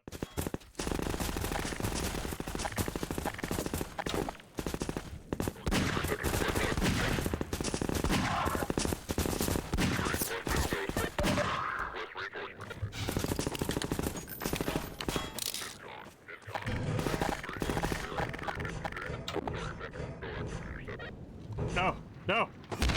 Ow.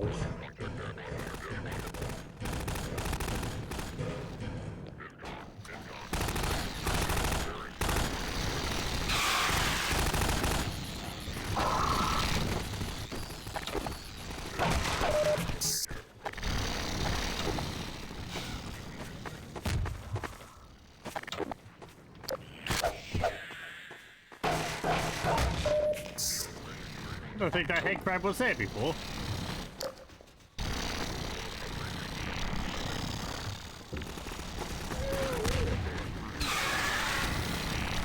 Bye!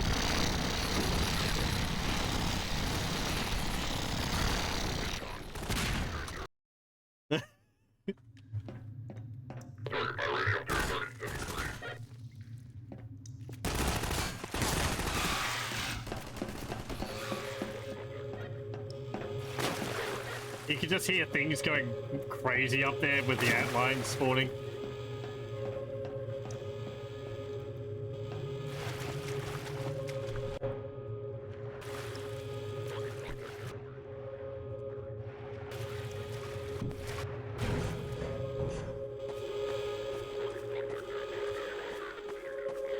Nova Prospect Yard. The combat throughout the Nova Prospect Yard was largely inspired by our early observations of antlions fighting Combine soldiers. The antlions' high mobility and melee attacks paired well with the soldiers' range lethality and vulnerability up close. Antlions look great under fire, with particle effects flying everywhere, and when they finally reach a soldier, the resulting ragdoll effect is incredibly satisfying. It looks cool.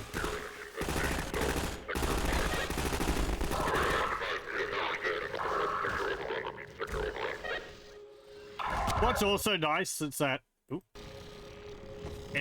antlines, you don't have to hit each Combine soldier individually to get them to attack them. You can just sort of throw one of the pods up there and they'll deal with all of them up there. So you just sort of have to throw near where you want them to go.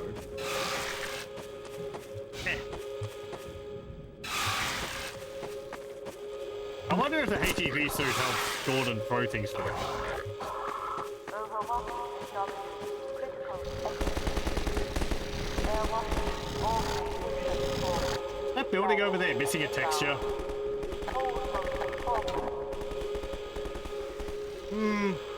No.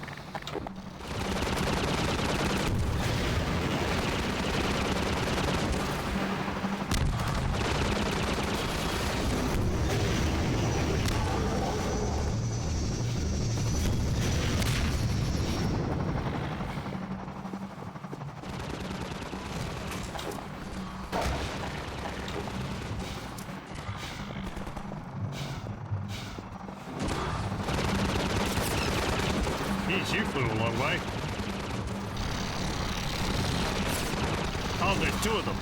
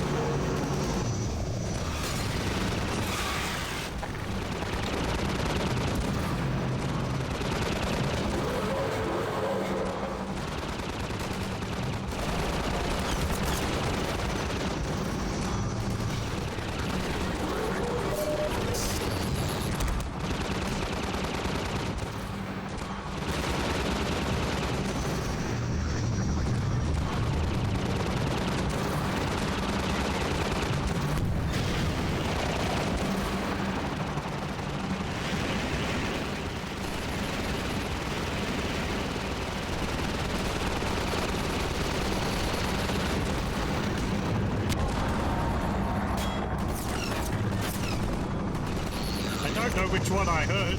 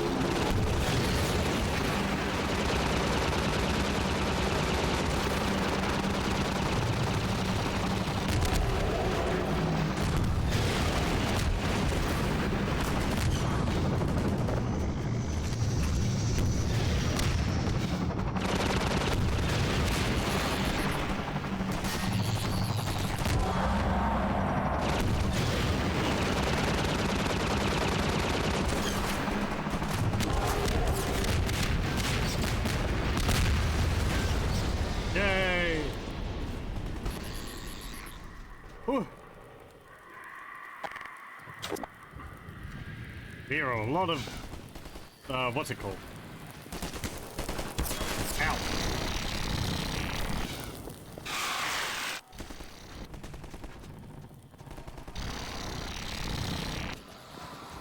A lot of zombies?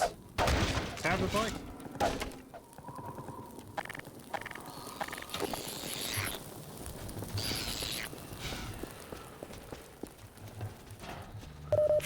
It's probably like the most intense fight section so far in the game. Out of the way. Magic wall. Like many of our combat arenas, we needed a gate of some kind to prevent players from moving on before they finished this fight. Unfortunately, we were out of time and had to move on to the train station, so we ended up with this bit of magical bullshit. A wall that just explodes after the second gunship is defeated, revealing the way forward. We reassured ourselves that most players wouldn't notice, as they'd be busy fighting the gunships, and our playtesting had shown that generally they all finished the fight before they reached this point. With enough explosions throughout the arena, the destroyed burning wall felt pretty natural, so we threw in a couple of simple gas puzzles on the other side to justify it. But no, we're not exactly proud of it. I guess you could do something like spawn an antline and have it charge into the area and cause it to explode or something.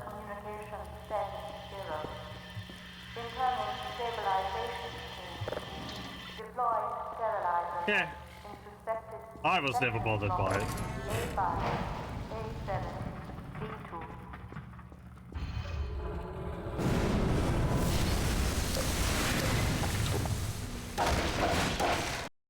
Oh. Now we're actually inside the place.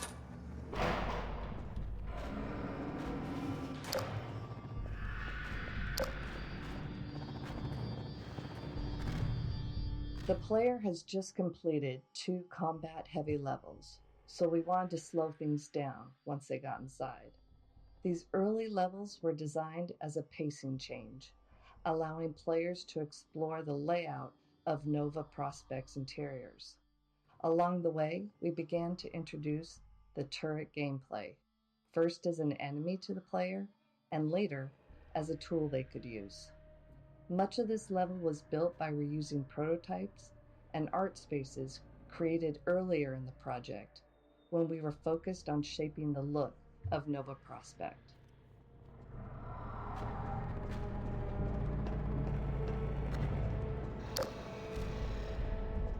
I like that you can hear just random explosions in the background.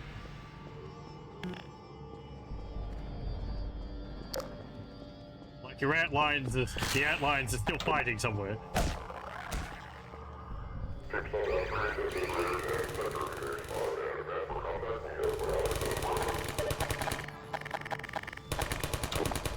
So it also kind of makes it feel like this place was falling apart even before you started attacking it. Turrets. Turrets were a useful design tool when the player had bug bait, as they could completely prevent antlions from approaching them head-on. This allowed us to create setups where the player couldn't just throw bug bait to proceed. They needed to circle around and clear the turrets so their antlions could follow. It didn't hurt that watching antlions get mowed down by turret fire was a great visual too.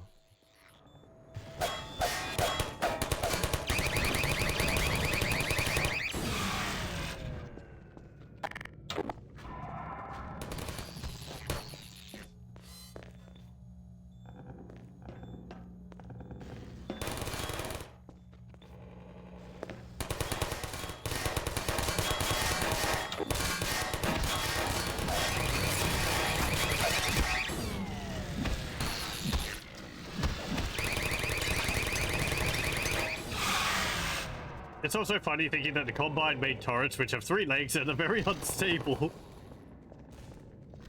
Nova Prospect process. Like Ravenholm, Nova Prospect was initially designed with significantly different gameplay than what ultimately shipped. The first version focused on player versus Combine soldier combat, with no involvement of antlions. Unlike other areas of the game where gameplay and art evolved together, Nova Prospect received a large art push early on. This produced a set of reusable, polished sections of level geometry with art already applied. Assembling Nova Prospect from these pieces worked well, as the prison's layout was naturally repetitive. And then later, when we returned with antlions and bug bait, we had to repurpose the geometry to fit the new gameplay.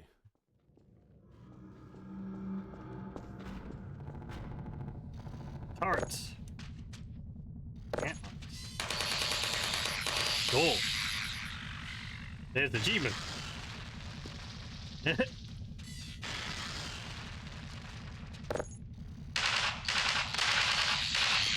I also like how the audio coming through this is, it's got that like muffled speaker sound to it.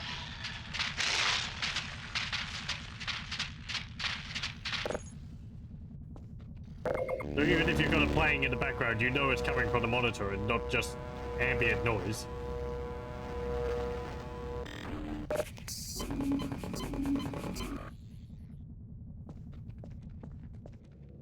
Oh yeah, it reminds me that these in the medkits in these wall-mounted medkits in Half-Life Alyx, they have like a bug in them, and you're getting the bug juice squeezed out of them while you're getting healed. Feel a bit sorry for the bug.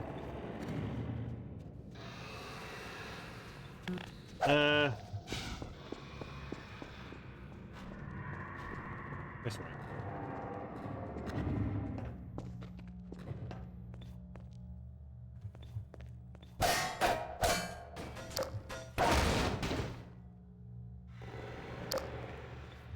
Do any of the lights swing?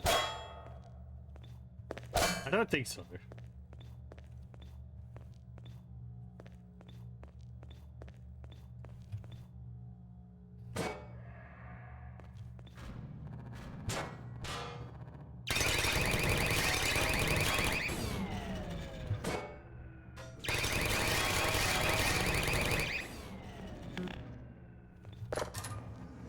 Same turret idea is used in Portal. Did I pick it up correctly?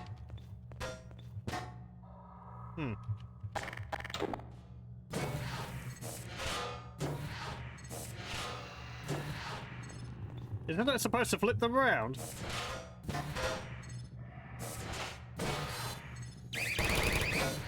I'm pretty sure it's supposed to flip them so that they always land on their legs. Maybe there's some later ones.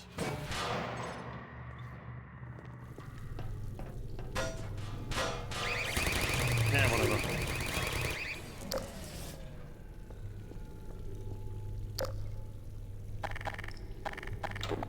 I mean, they got the barnacles growing in here. I really don't take care of these spaces.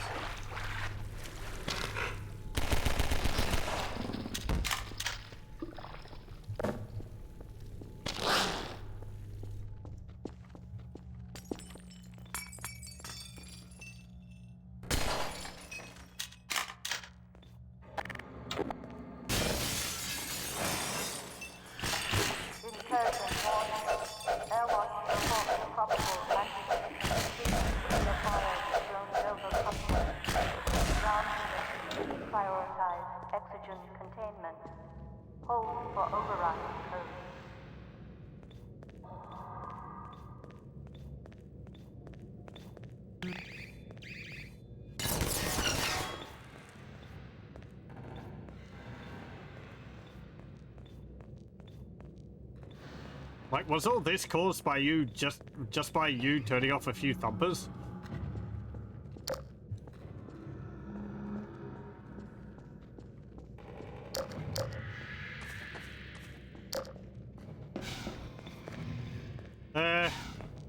Oh, out there.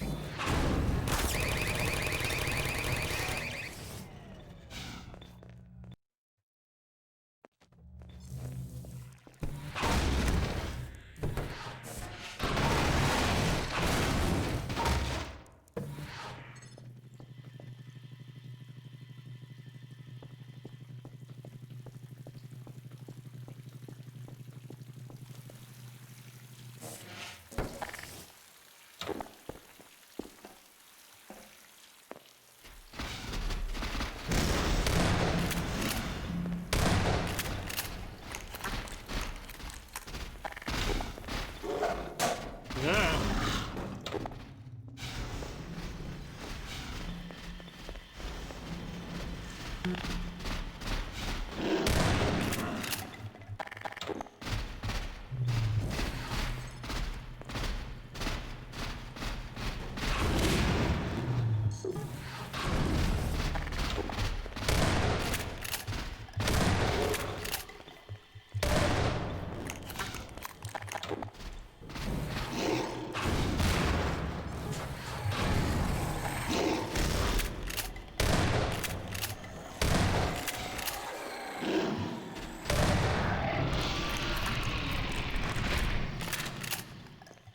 there's another thing here where while one of these is around, yeah, you can't make use of the bug bait.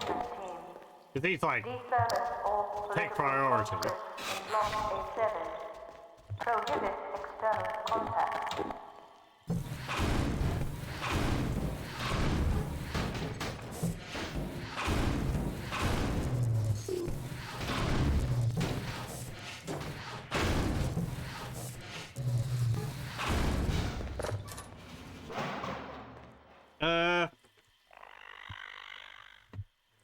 Anything else in here?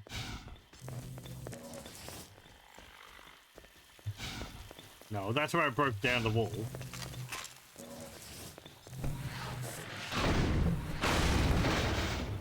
Okay.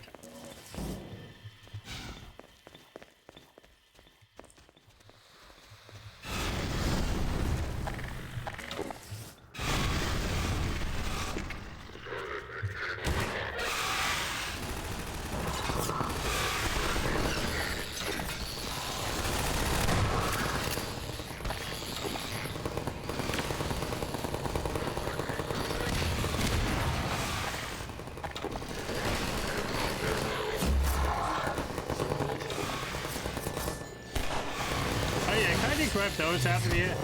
Get that.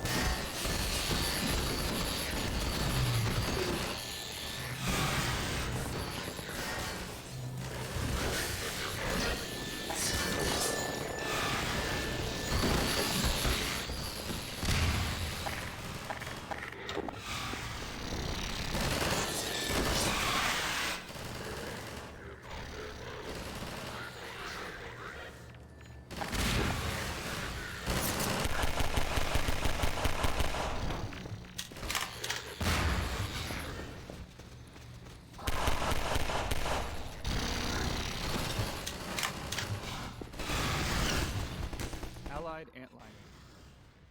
Having an endlessly respawning antlion army attacking turrets and soldiers meant we had to spend time figuring out the player's role in Nova Prospect's combat.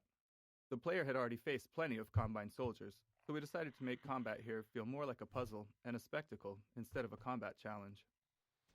With that in mind, we created setups that remained in a steady state until the player intervened. By directly killing enemies, the player could tip the balance in favor of the antlions, but we wanted to make bug bait usage especially rewarding.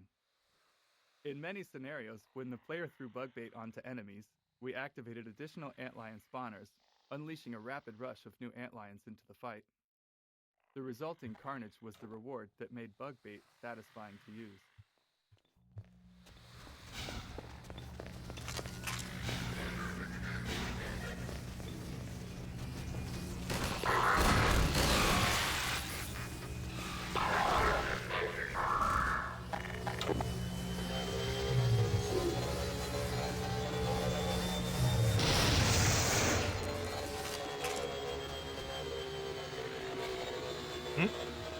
Ragdoll Vortigaunt. There's a lot of pain to see in this dead Vortigaunt, pain of our level designers. At the time, our development tools didn't allow us to directly pose a ragdoll, which is to say, when an NPC dies and it systemically ragdolls to the ground, we didn't have any control over what pose it ended up in. If we'd had some animator time, they could have given us a single frame animation and roughly the pose we wanted, but we were late and our small animation team was already overloaded.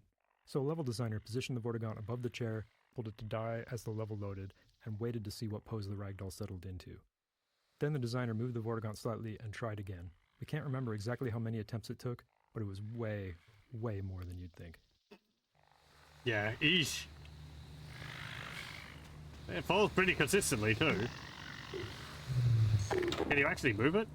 Yeah, you can. It is a ragdoll. I would have thought you'd just like make a model of the Vortigaunt and the chair and have it all just one thing, but yeah, you know, then it wouldn't move.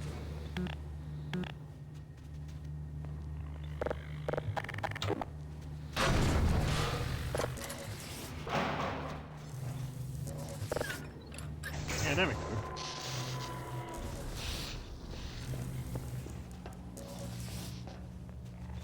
laser mines. We really enjoyed bringing these laser trip mines into Nova Prospect. They were a weapon from Half-Life 1 we hadn't managed to include in Half-Life 2, but at least they found a place as a puzzle element. We liked how they served as a kind of personal morality test when the player had an antlion army. Some players immediately threw bug bait past the trip mines, sending antlion bodies at the problem, while others had their little buddies back until they'd safely remove the trip mines with other tools. We didn't judge. I mean, you're sending them into combat anyway, so... Out of the way.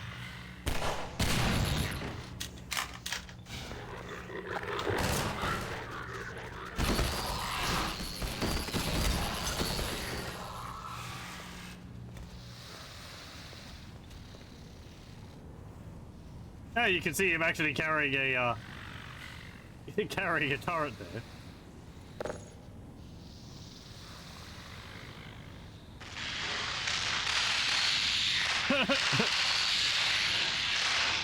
Oh no!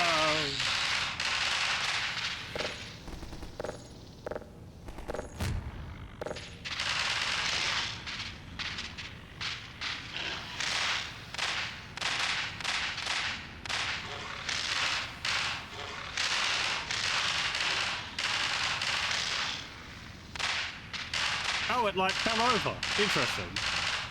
I guess is that what happens when it gets hit? Shot from behind. With a powerful attack.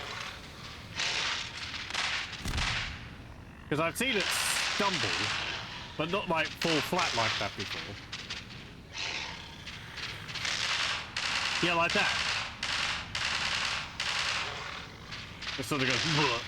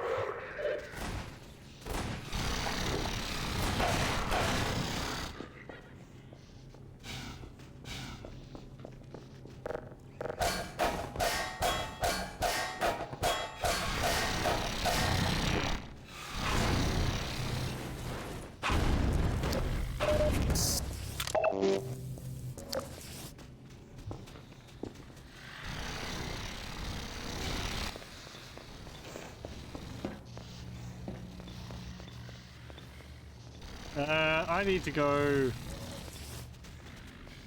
Well, back that way. Yeah, because I opened the door.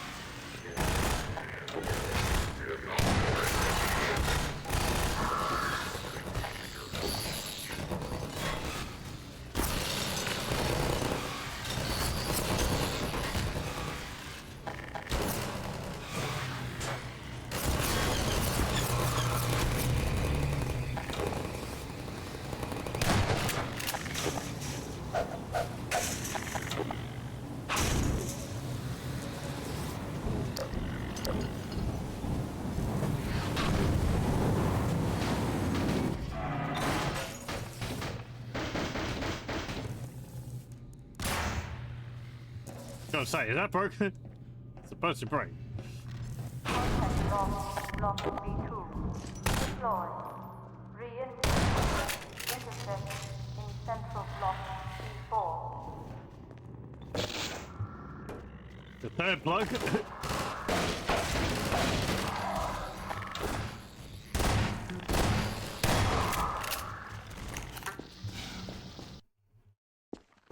Oh. One moment. What the bots around?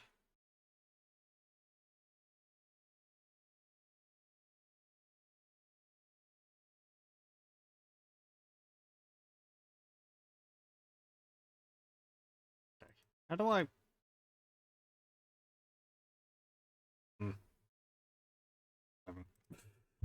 Contact lost in block B2. Deploy. Ow!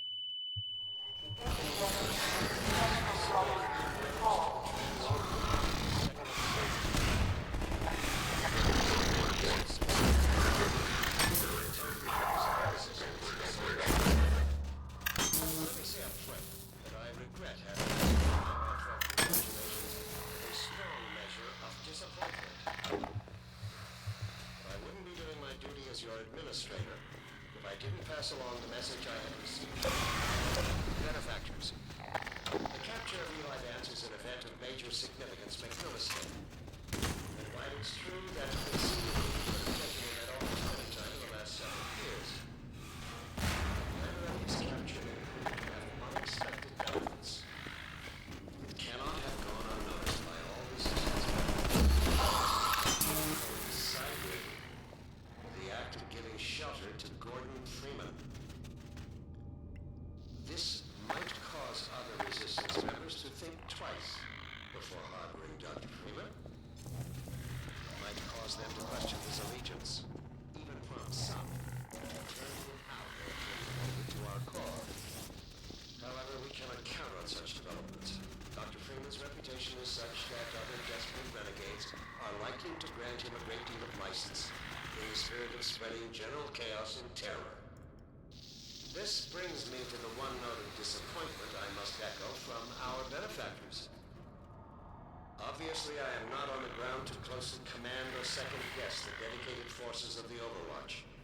But this does not mean I can shirk responsibility for recent lapses and even outright failures on their part. I have been severely questioned about these shortcomings, and now I must put the question to you. How could one man have slipped through your forces' fingers, time and time again? How is it possible? This is not some agent provocateur or highly trained assassin we are discussing. Gordon Freeman is a theoretical physicist who had hardly earned the distinction of his PhD at the time of the Black Mesa incident. I have good reason to believe that in the intervening years, he was in a state that precluded further development of covert skills. The man you have consistently failed to slow, let alone capture, is by all standards simply that, an ordinary man. How can you have failed to apprehend him? Well, I will leave the upbringing for another time to the extent it proves necessary. Now is the moment to redeem yourselves.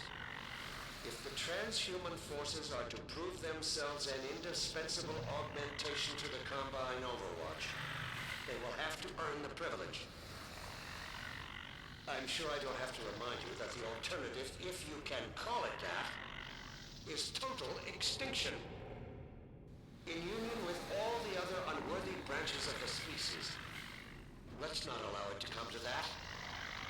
I have done my best to convince our benefactors that you are the finest the species has to offer.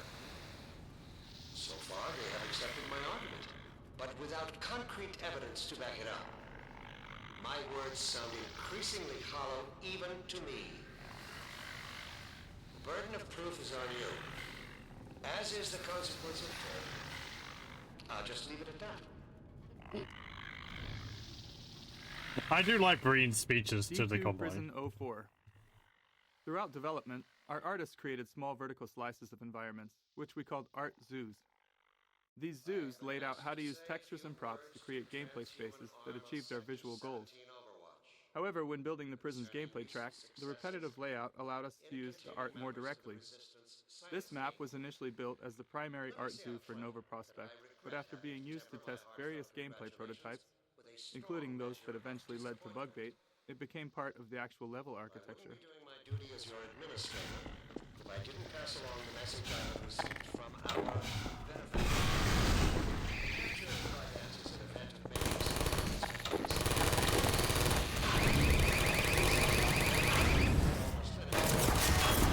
Damn it!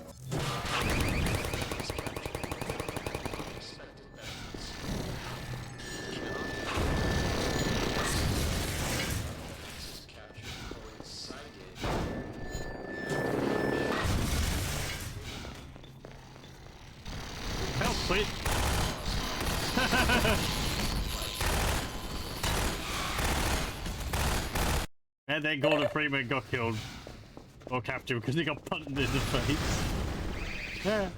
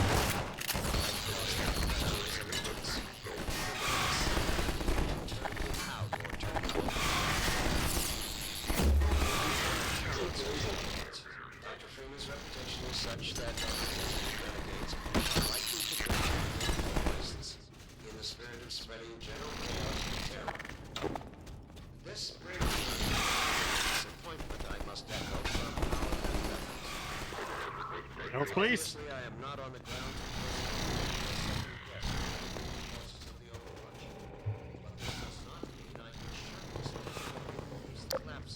And even outright.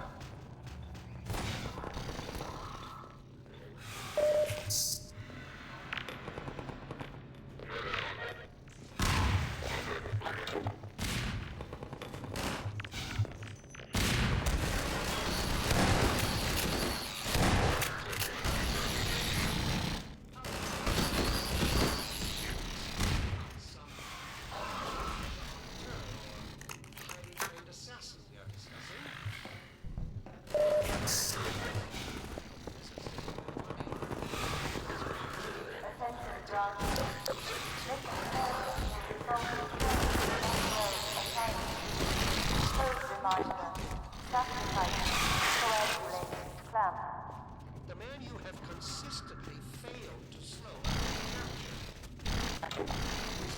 Standards simply that and how can you have failed to apprehend? Well, break for another time to the extent it proves necessary. Now is the moment to redeem it.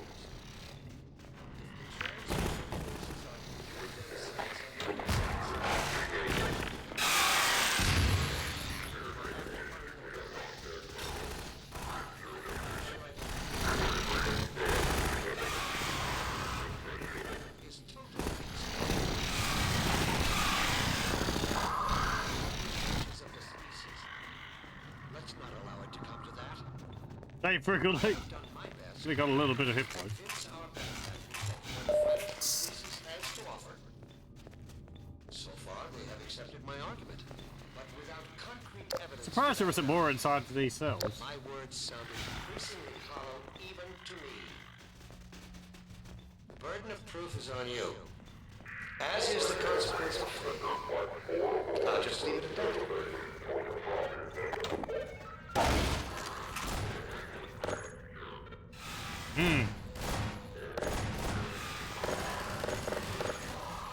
Ooh, hello.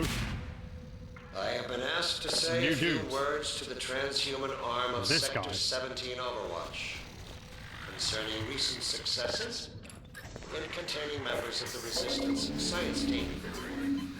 Let me say up front that I regret having to temper my heartfelt congratulations with a strong measure of...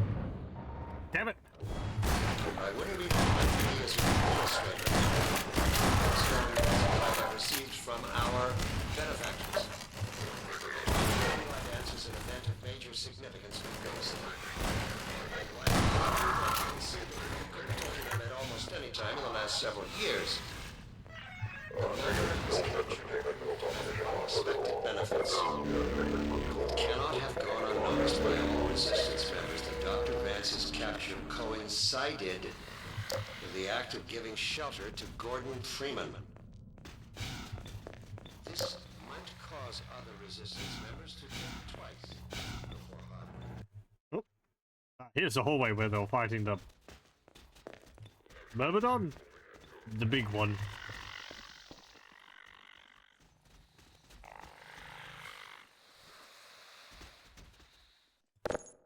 Washer room. The kitchen.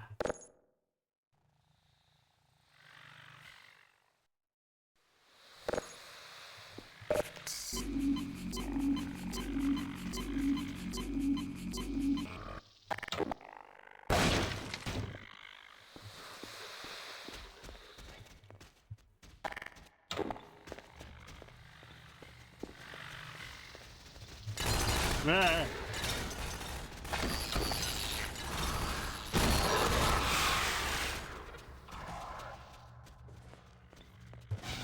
D2 Prison 05 start. With the player able to move a large number of objects, we often ran into challenges, especially given the limitations of 2003's CPUs.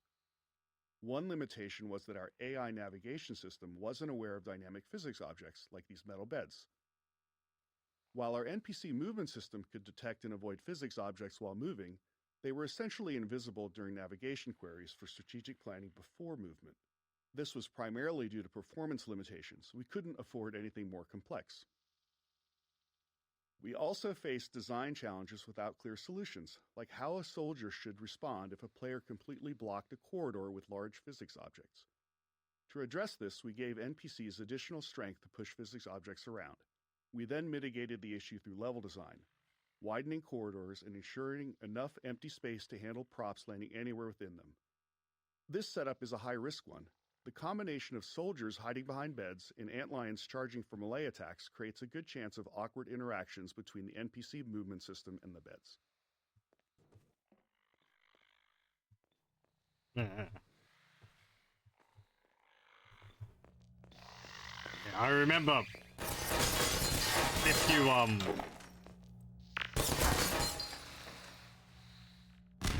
like put like crates in between you and an enemy soldier, they'll punt it aside pretty strongly too.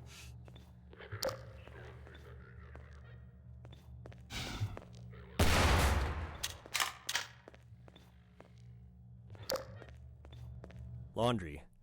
By the time the player reaches this level, known as Laundry, we're confident they're comfortable using bug bait to solve combat scenarios.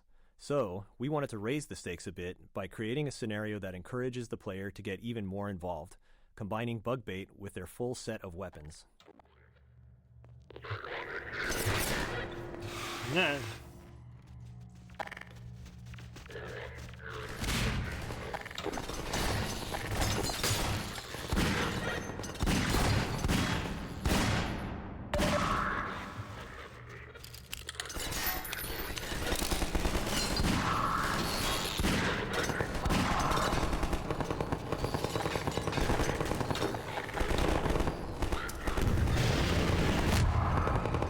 Yeah, it works.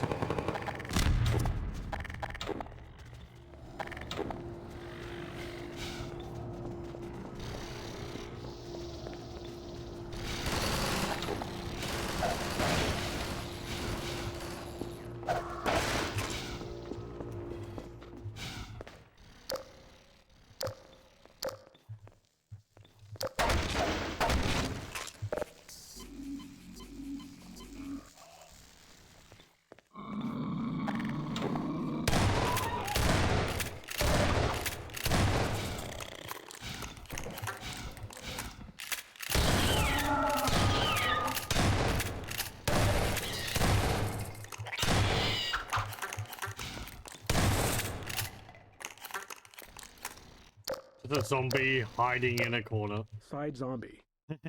This poison zombie was always a highlight in playtests. Players so focused on Combine soldiers, antlions, and turrets hadn't seen a poison zombie in quite some time, so its sudden appearance in the dark often created a moment of shock.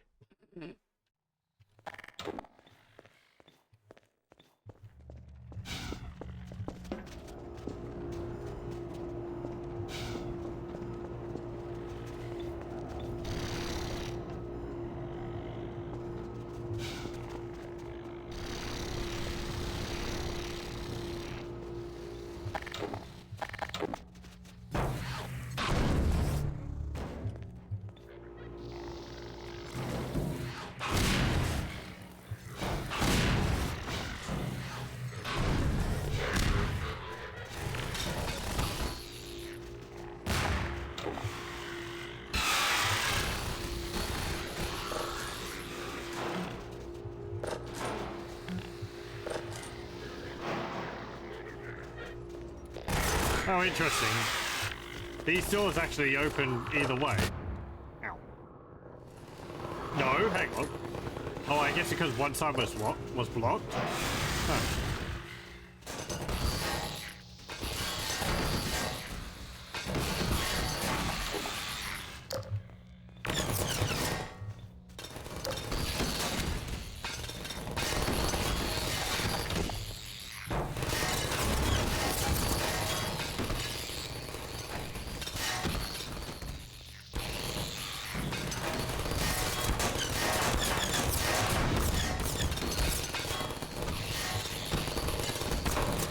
Of course it got stuck in the corner.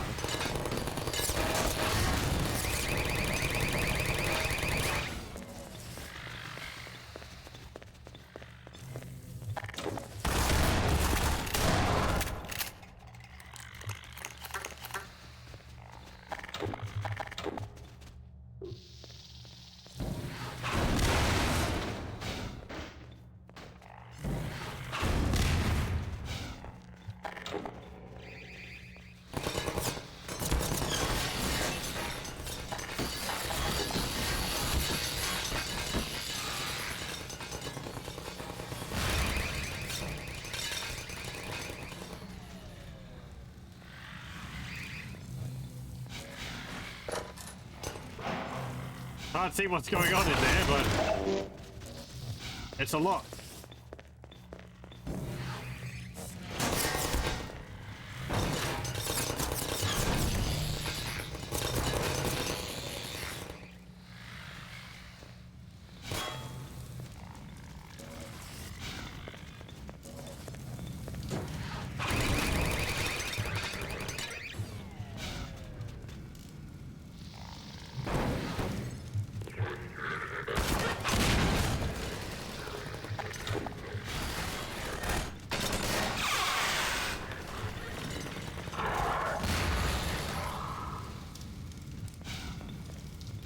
There's a way to turn that off. I think it's behind it.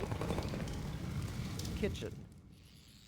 It's a well-known custom among game developers that all video game kitchens must feature a gas explosion.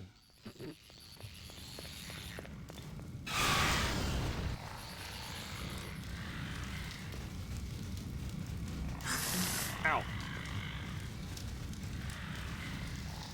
Thought it was possible to turn that off. Thought there was like a little valve at the back.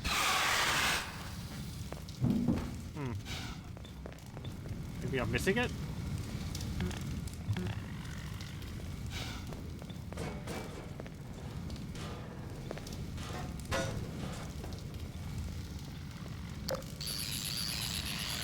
Don't stand in the fire, you... Oh well, never mind. Maybe there isn't a way to turn it off. I thought there was like a little... valve down there. Oh well.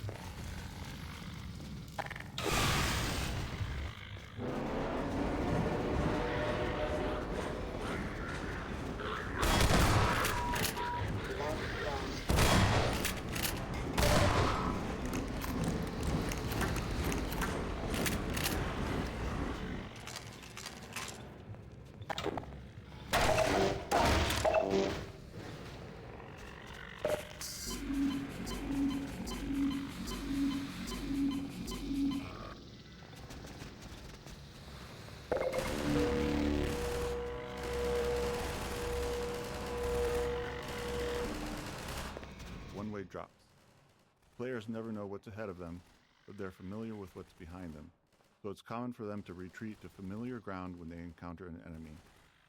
If we've built an arena where we want the player to engage, especially for an enemy with specific geometry requirements, like the Antlion Guard, we need a way to prevent that retreat. A common solution is to require the player to enter the arena through a one-way drop, something you've likely noticed a few times already. Yeah, even the first time we saw one was a one-way drop.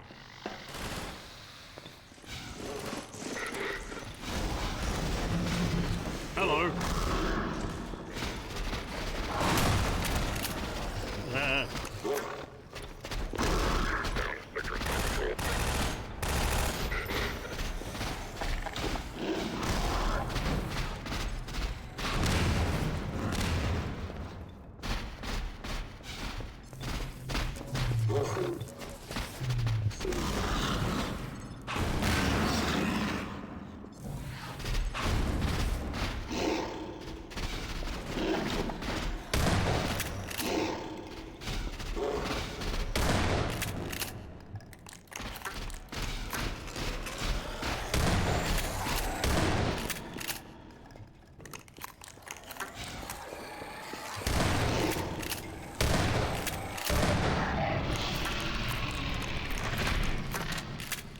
I remember in some of the early footage for Half-Life 2, when you shot the this big antlion guard, it actually had like a sparking effect, I guess, for the bullets to be like bouncing off of its armor. I think it was still dealing damage to it though, so I'm glad that they changed that. Otherwise, I would have thought that you weren't dealing any damage to it.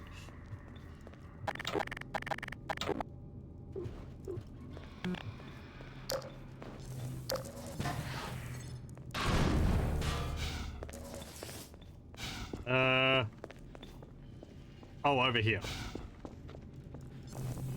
Yeah, odd that they don't have a light or something above here. I like that the pillars break. That's cool.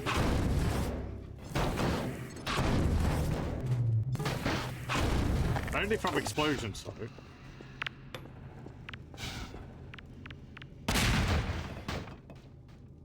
Yeah, that's neat. Then you can pick up and throw to pieces.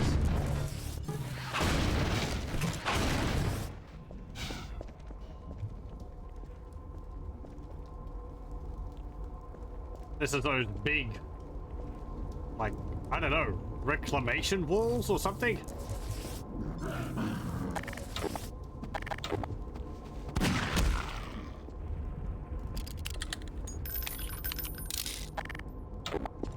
They just like crunch things up to get the resources or something. I obviously thought it was for resource purposes.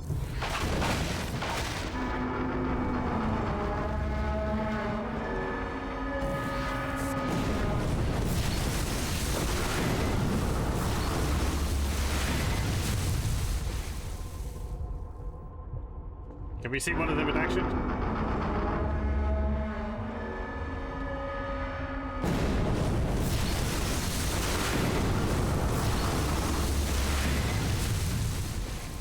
Kind of wish you got to see what this looked like from above. Where their wall is all positioned.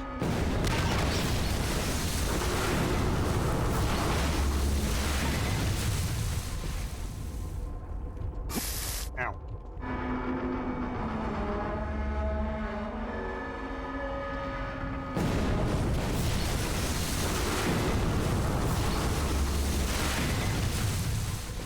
Yeah, you gotta get out of there quickly, otherwise you get crushed.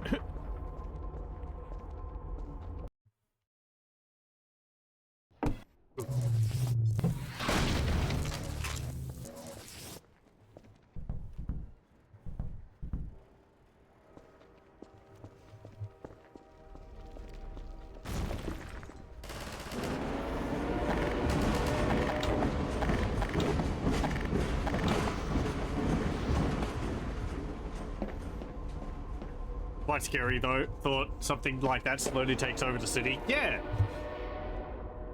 Like, I always imagined it as like a circle around the citadel and it just slowly expands and pushes outwards.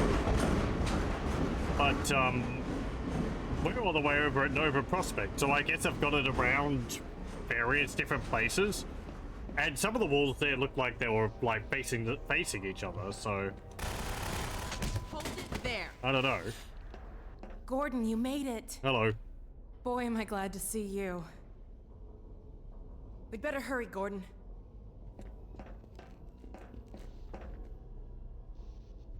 Don't jump on me. I'm glad you made it here in one piece. My dad's up there somewhere, in that holding area. It's gonna take some doing to get him out. Let's get out of here.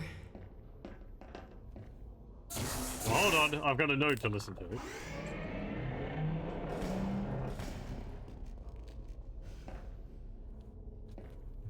Alex's toolkit. Alex's multi-tool is incredibly useful for letting us use her as a key. Often, we needed to keep the player from moving forward until we were ready, and her multi-tool allowed her to deliver dialogue while unlocking the way ahead. We probably relied on it a bit too much, but it was hard to resist. There's always a trade-off. Using Alex to gate a room instead of creating a custom solution saved time that we could spend on other parts of the game, often more critical ones.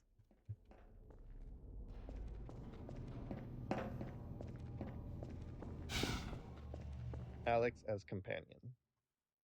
This section became an unintentional prototype for what Episode 1 would eventually feature, Alex as a companion, moving smoothly along a path that blends dynamic combat with scripted choreography. We didn't yet have a clear model for how she would fit alongside the player in these scenarios, but even this brief section taught us a lot, despite not having enough time to iterate on it. I'm afraid I'm flying blind here. Every now and then a Vortigaunt gets captured and sends back information, but we don't have a complete picture of the place. The little we do know is all bad. Get ready.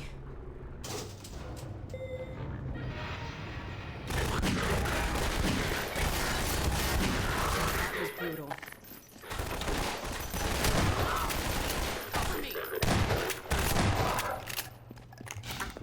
I think Alex can die, but she's got like either a lot of hit points or fast regenerating hit points, so Right. not that big Over of a problem. here. It's like, unless she like runs into a room and is constantly shot at. System. Now to find my father. Oh, as I remember anyway. Oh my god. These poor people. There. All right, I think I can bring him in. I ain't even using that keyboard.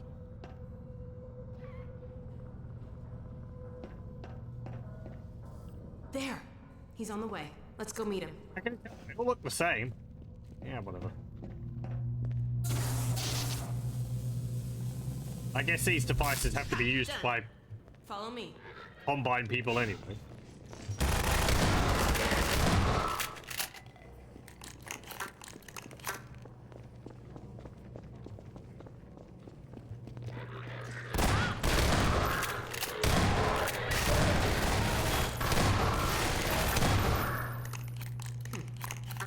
Come on.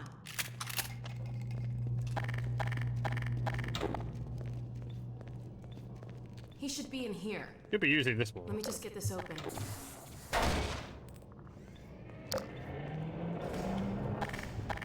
There he is.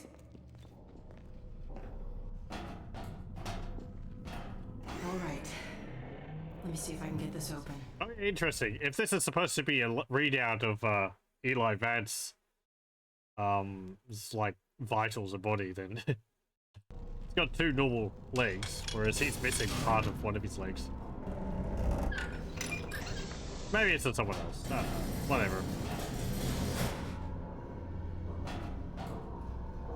Alex. I wonder who that Gordon. face is on. Is that really you? I can't believe you found me. Dad, are you all right? I'm fine, but you've got to get out of here. We're here to get you out, Dad. Never mind me. Save No, yourselves. we're not leaving you. I think I can recalibrate the Combine portal to get us out of here. But where will you go? I talked to Dr. Kleiner. His portal was almost working again. If he's managed to repair it, we'll end up there. If he hasn't, well, we couldn't be any worse off. It's not worth the risk, Alex. I can't lose you. Get out while you can. We're not leaving here without you.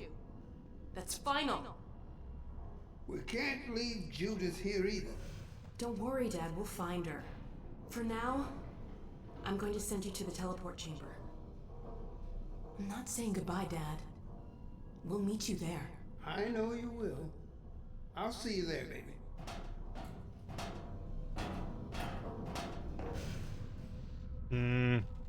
Was the DLI modeled after a homeless guy they found when driving around? Yes, I believe so. Let's get out of here. Eli in pod choreography. We wrote and recorded dialogue for the scene while still building out Nova Prospect. At that stage, we knew Alex and Gordon would teleport out of the prison, but none of the specifics had been worked out. So the dialogue needed to be broad enough to fit whatever we ultimately built. This led us to focus less on the player's actions and more on Alex's vulnerability and her connection to her father. We hoped the emotion would carry the scene more than the narrative itself. Ultimately, we're aiming for the player to care about these characters and want to prioritize what's important to Alex. I'm gonna head back to the security station and try to patch into your suit radio. Wait till you hear from me. I have a suit take radio? Care of yourself.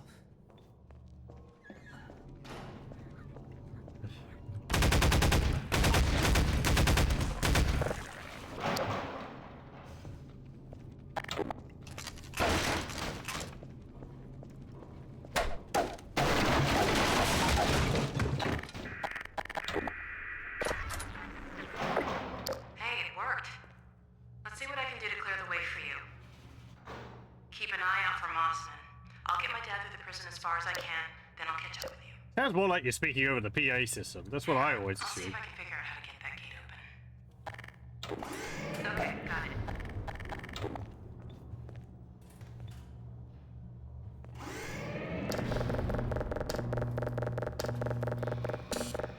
it. Aw. Yes, I like how all the dispensers is empty.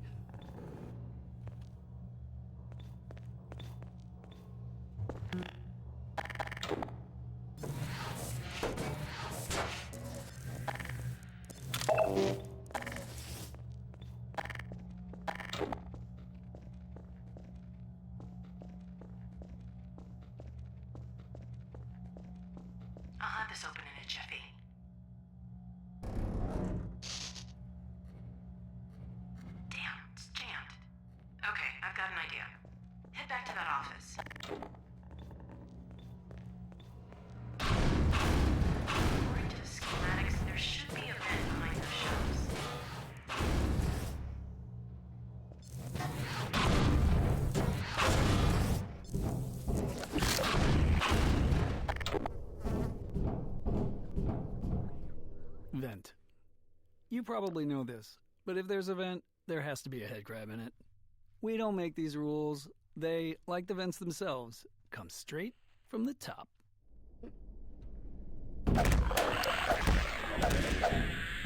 I guess maybe the head crabs just feel at home in the vents. Picking up a lot of combine sensors in the area ahead.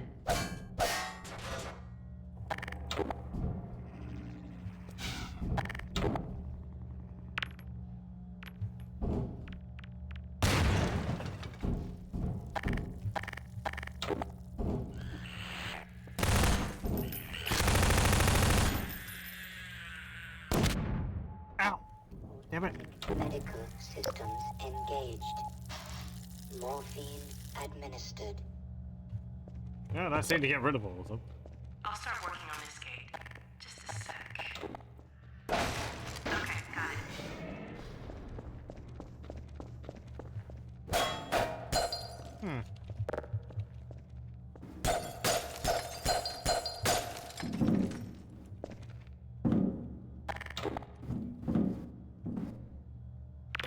No.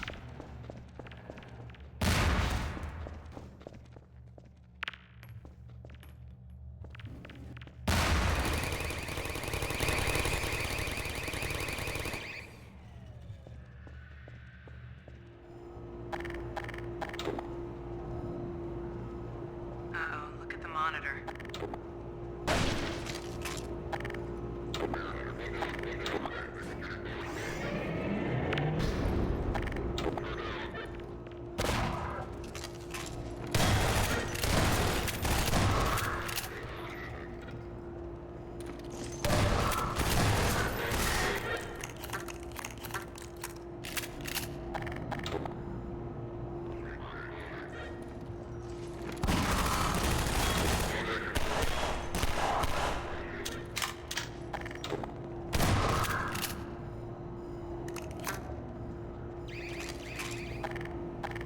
Alright.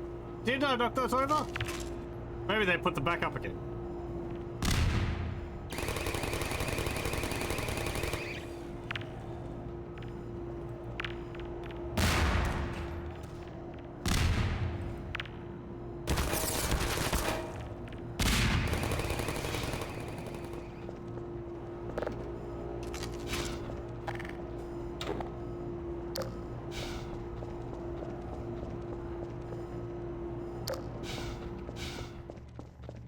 Oh no, this is a different corridor.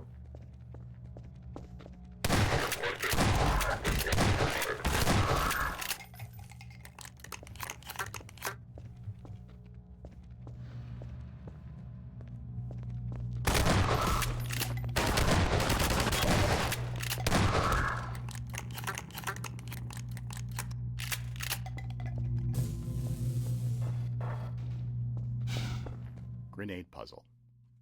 This small puzzle often caused players to get stuck during playtests because the unlimited grenade box was placed a bit behind them on their path.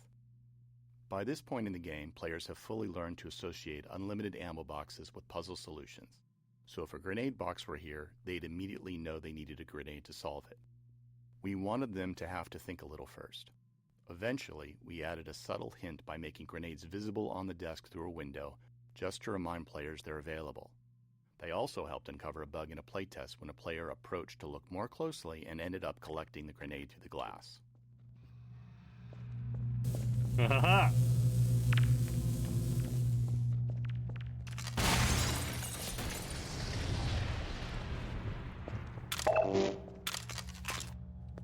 This is Gordon just phasing his hand through the walls. He does that.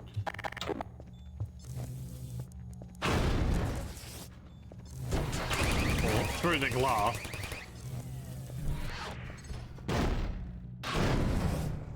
Right, that's where I knocked him over.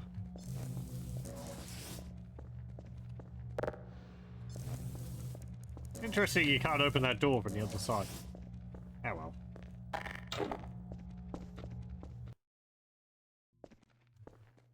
You're coming up to another control room. Looks like it's still occupied.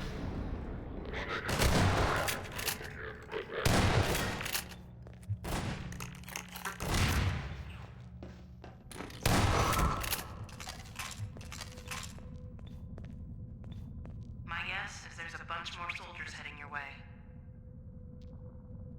Quick, search the room. There should be some Combine turrets nearby.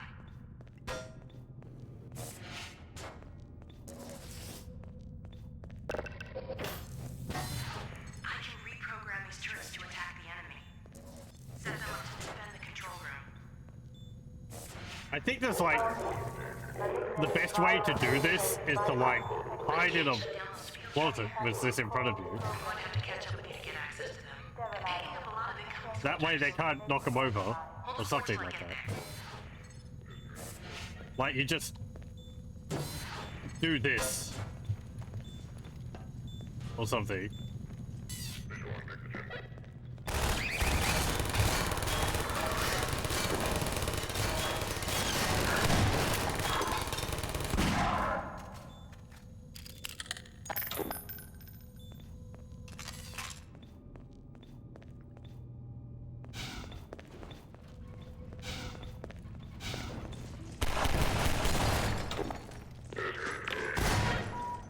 Blood loss detected.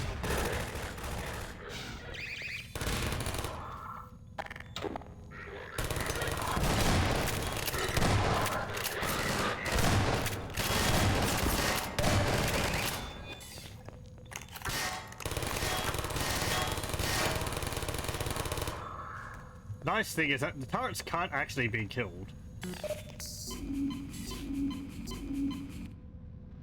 I'm pretty sure you can only deactivate them by knocking them over.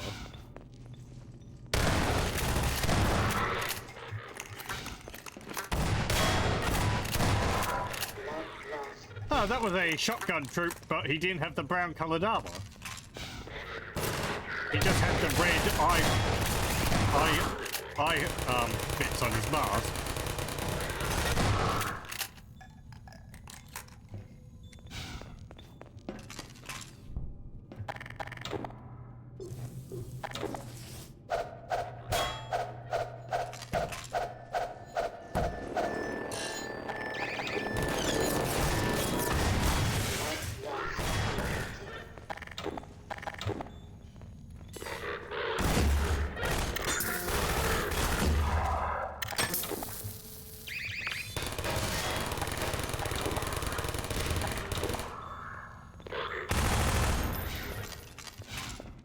Did we get the soldier ones yet?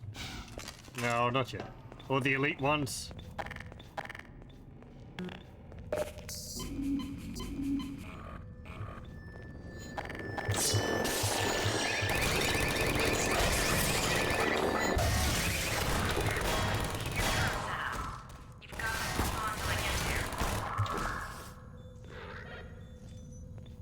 These are the ones which get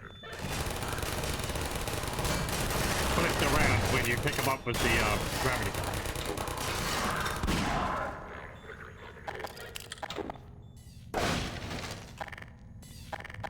Oh, well, we haven't seen the old fire of this. That's fun.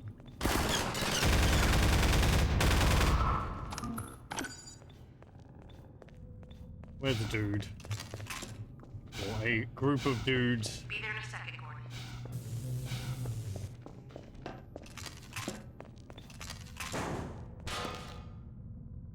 Sorry it took me so long. Glad to see you're okay. Let's see if we can find Mossman. It looks like this station might give me better access.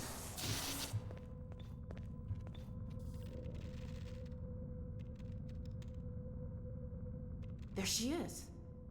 Wait a minute. How'd she... It's from your area. I'm not calling about that. What's she up to? You promised you weren't going to touch Eli. Oh my The god. soldiers were a bit overzealous, I admit, but he was too tempting a prize to simply turn loose. Especially in the absence of Gordon Freeman. You would have had Freeman if you'd been patient and just waited for my signal. We weren't entirely sure you were ever going to get around to that. Human loyalties being what they are. Dr. As I have stated before, you have to let Eli come around on his own. I have known Dr. Vance far longer than you, my dear. I'm afraid your feelings for him may have blinded you. Feelings? This has nothing to do with feelings. It's a simple truth that when Eli believes This our... is not open to debate, Dr. Mossman. Doctor, please. So sorry, Judith. I'm all out of time. Damn her! I don't believe this! Come on, Gordon. Now we've really got to hurry. Go on ahead. I'll disrupt the next level of security and catch up with you when I can. Mossman's betrayal. Our original plan for Judith Mossman's arc was for her to betray the player around this point. But by the time we reached the scene, having developed other parts of the game, we felt she was more likely just trying to protect Eli. We envisioned her reconsidering, realizing she couldn't actually betray Gordon. We had ideas to clarify this shift later, but ultimately we never finished her arc. We liked the ambiguity in Mossman, but players didn't seem to. They almost universally hated her. That might be a success, though. We worked hard to build the player's affinity for Alex, and Alex wasn't exactly a fan of Judith either. I think if they were getting the player to sort of like Mossman a bit more, then it probably would have played down the conflict with them earlier on between Mossman and Alex. Because you kind of just see Mossman taking issue with everything whenever she talks or something, and it's like, Anyway. Turret training exit. This pile of trash, along with the cluttered descent down the stairs, is designed to discourage players from bringing a turret with them. While it wouldn't break anything if they did, we wanted to make it less likely. Making it inconvenient to keep the turret isn't an ideal design strategy, but it was better than nothing. Many playtesters eventually gave up and tossed the turret aside once they felt the game was trying to tell them something.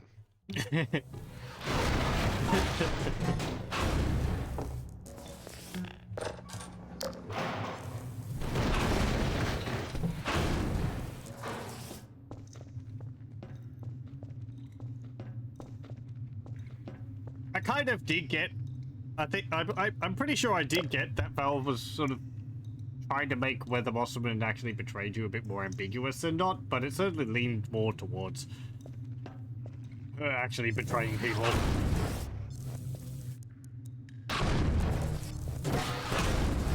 Or like she was betraying people on the proviso that Eli would be alright. Minor alterations detected.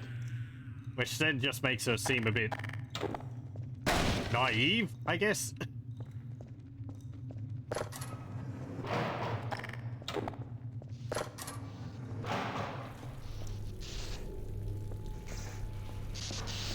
Water.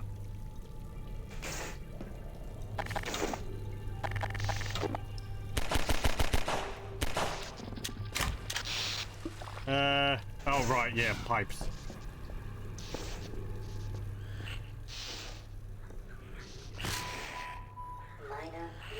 Where are you? Oh, there you are. Where were those head crabs? Both sitting on my head. I guess that's where they're supposed to be.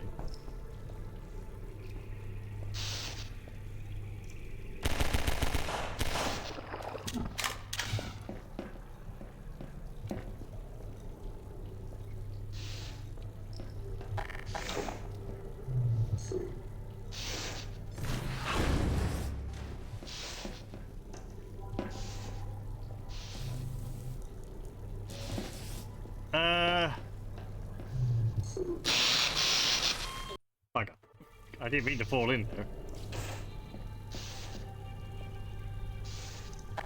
But where's the head crabs? Up here. What?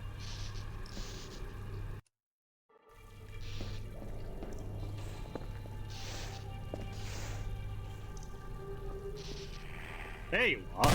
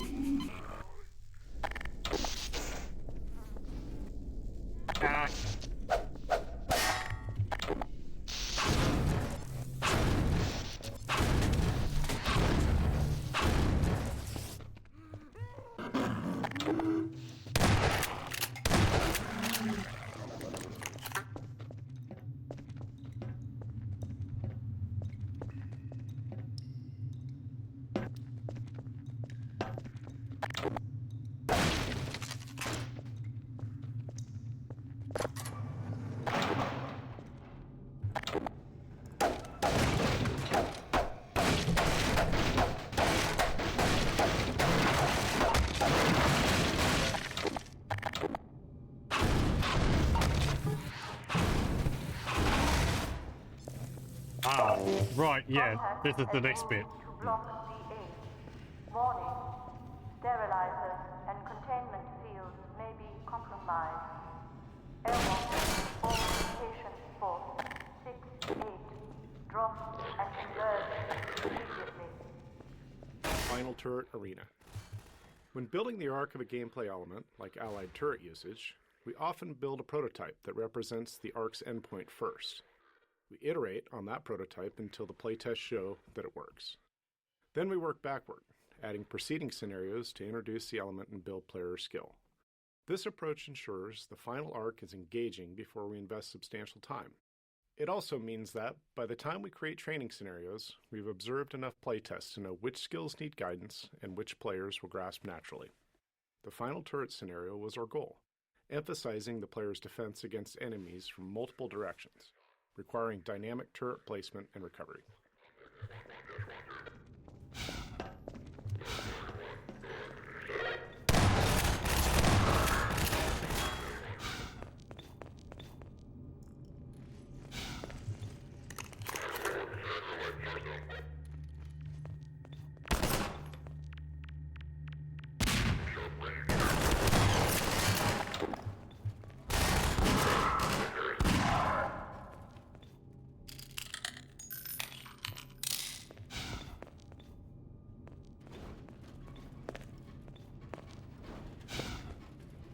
I can't get over there. I'm picking up more incoming soldiers. See if there's some more turrets nearby.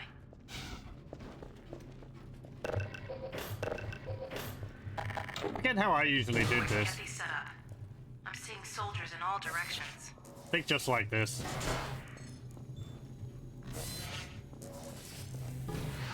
Now there's only 3. But this is one way, again, you can just like put them like right in front of you, and you can hide in here.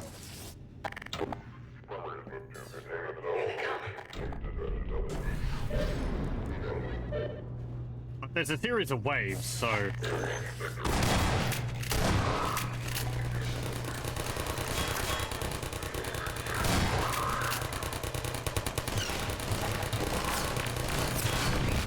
ah.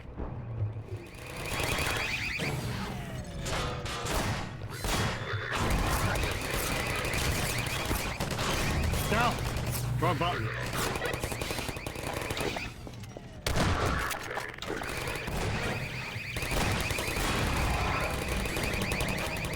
I'm using the turrets correctly.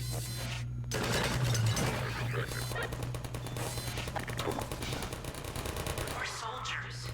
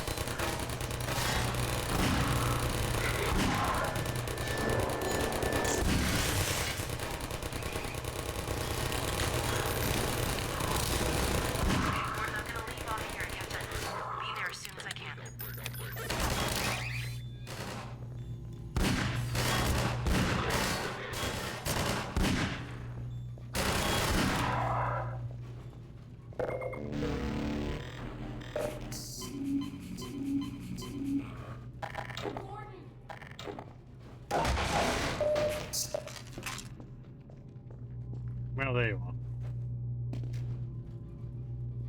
Sorry to take so long, Gordon. Looks like you could have used some help.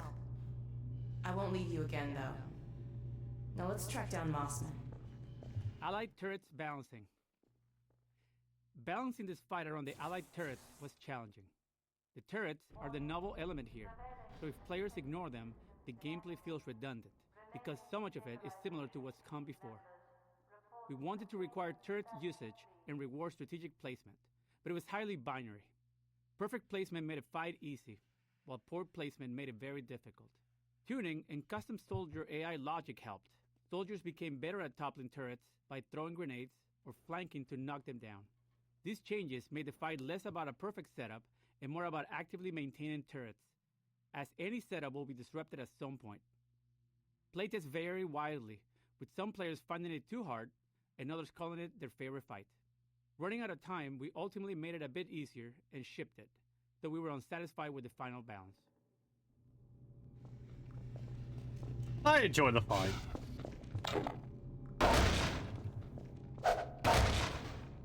It's got enough to keep you on your toes throughout it.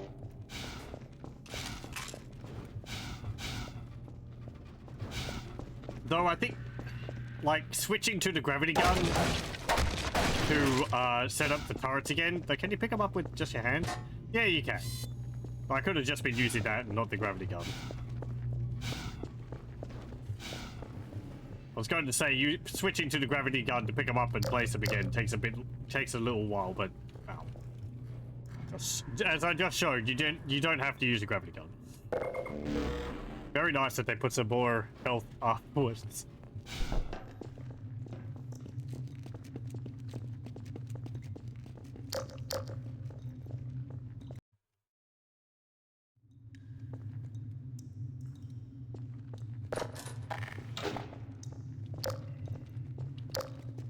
Flares. This section is a nice counterpoint to the previous turret segment in terms of production and cost and iteration. Built very late, it came together quickly as the AI for Alex and the Combine Soldier was already mature. We liked the darkness and flares and filed it away as something to explore further. Later, we revisited it when planning the dark sections in Episode 1. Uh-oh.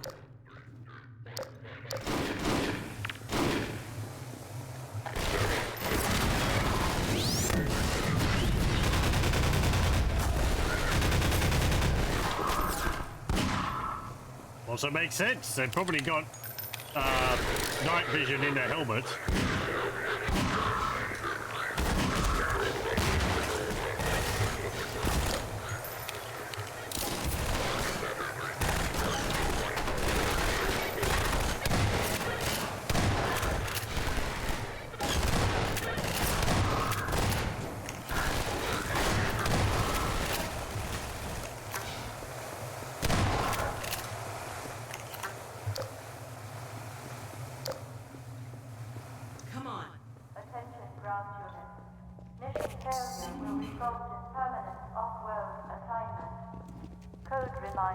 Great, another security station. Alright, Mossman, where are you?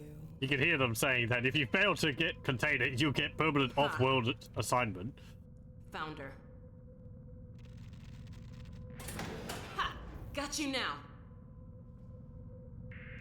Uh-oh. Well, come on, Gordon. We don't want to keep her waiting.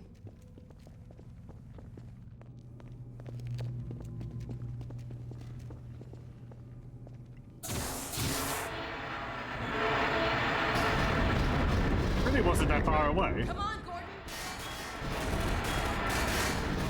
Let me seal this door. No turning back now. There she is. Leave it talking to me, Gordon. We may need her to get out of here.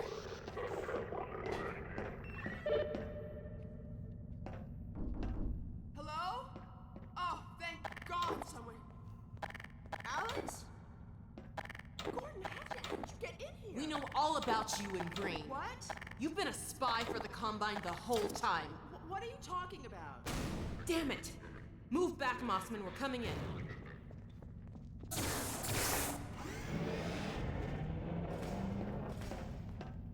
Mossman. I've worked to protect your father. Shut up and be glad you're still some use to us. We're going to reconfigure this teleport and get the hell out of here. You see, we're working to the same end. I've already reprogrammed the modulator to emulate a Zen relay. That's my father's work you stole. It's my work too. And I had to prove to Dr. Breen that your father would be the most valuable member of any research effort going forward. Enough of your bullshit! Look, Gordon, there's my dad. I'm going to bring him in. You found Eli? No thanks to you. Just enter the coordinates for Dr. Kleiner's lab and let's get moving. But we need access to the teleport platform and we're locked out. I'll take care of that. No! Ah! Let's get going. Ah! Hold on. Yep. Meeting Mossman. Reuniting the player and Alex with Mossman after the betrayal scene was tricky. As many players felt, they should shoot Mossman on sight. We couldn't allow this, as we didn't have time to develop alternate story branches. However, we also didn't want to highlight that we were preventing this choice, so we aimed to reduce the likelihood of players trying it. The bulletproof glass here buys time for dialogue between Alex and Mossman, during which it becomes clear that Alex doesn't think shooting Mossman is the right thing to do. We're going to reconfigure this teleport and get the hell out of here. You see, we're working to the same end. I've already reprogrammed the modulator to emulate a Zen relay. That's my father's work you stole. It's my work too. And I had to prove to Dr. Breen that your father would be the most valuable member of any research effort going forward. Enough of your bullshit! Look, Gordon, there's my dad. I'm going to bring him in. You found Eli? No thanks to you. Just enter the coordinates for Dr. Kleiner's lab and let's get moving. But we need access to the teleport platform and we're locked out. I'll take care of that. It's funny that it's kind of... They're just sort of milling around out there.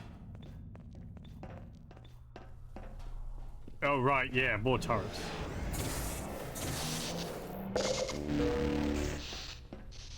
Oh my god. And you've been working with this thing? For how long?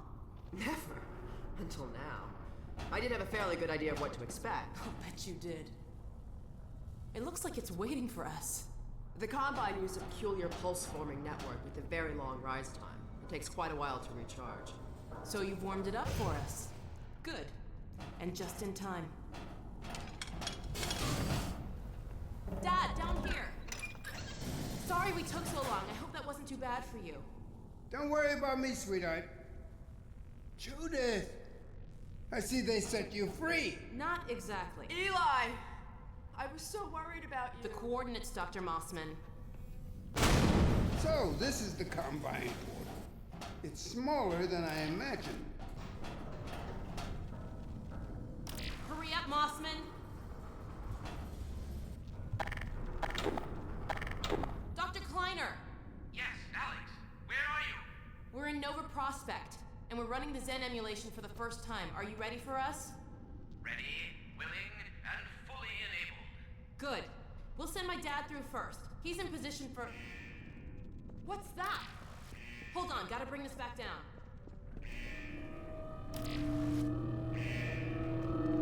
No! Stop! What are you doing? I'm sorry, Alex. It's the only No! way. What's going on, Dad! Alex? Judith! No! What's happening?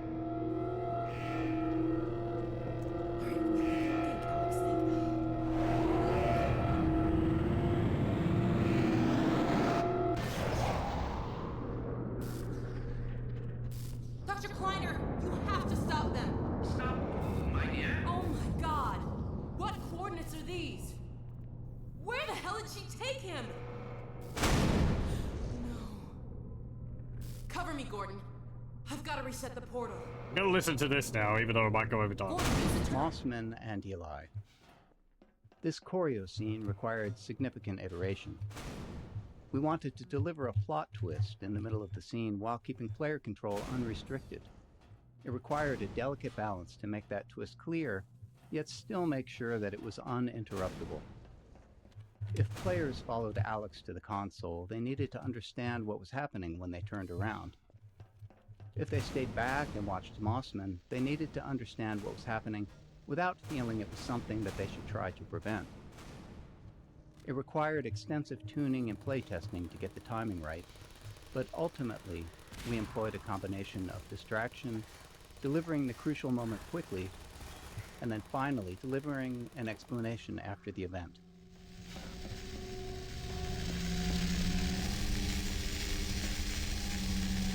Yeah, I like that you can see it charging down here.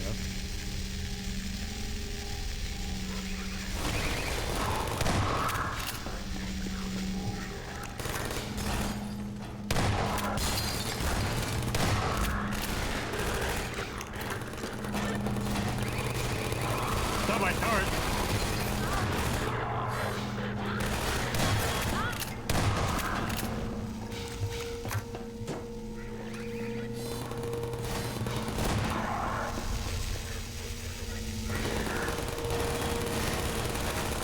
I thought they'd come through there.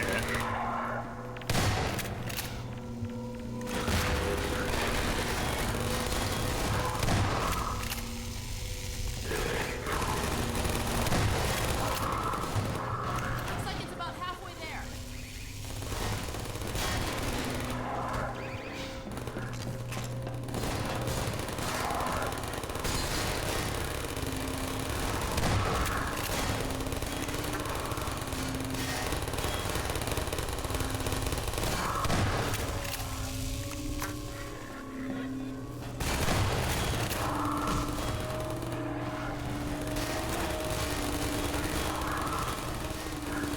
I do like how Half-Life 2 doesn't have any enemies with big shields. Those are always kind of a pain to fight.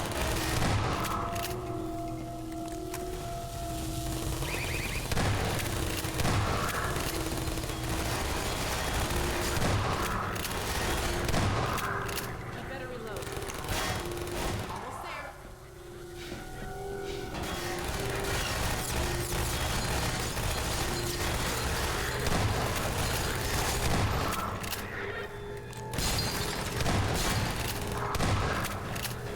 Just a couple more seconds.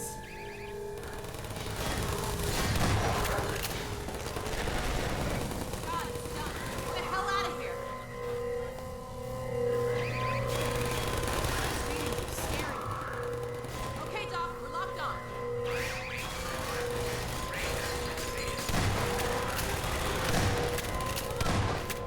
Get in!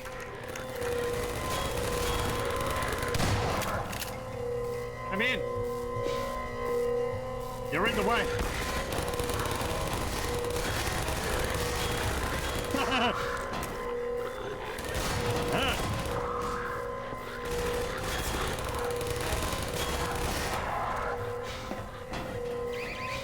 Can I really not, like, squeeze in there next to you? Interesting. Let me reload. I'm gonna try and go in there first. Okay, Doc, we're locked on. There we go.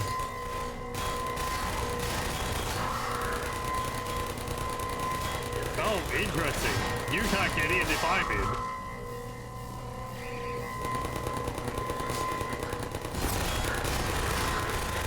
Come on, Gordon. Get in! Ooh. Yeah, that's interesting.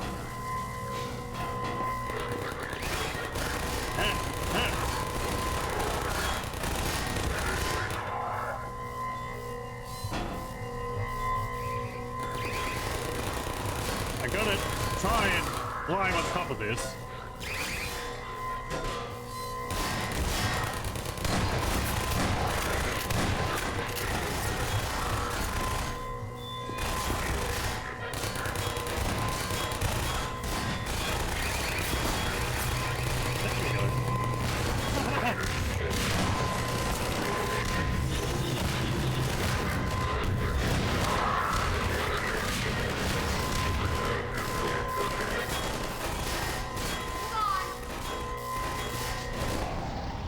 Yeah, because I definitely remember in the base game, well, one, you could both fit in there. So it's like Alex's hitbox became a bit smaller in that My moment. God, we made it. Okay. But where's Dr. Kleiner? Oh dear. Dr. Kleiner, let us out!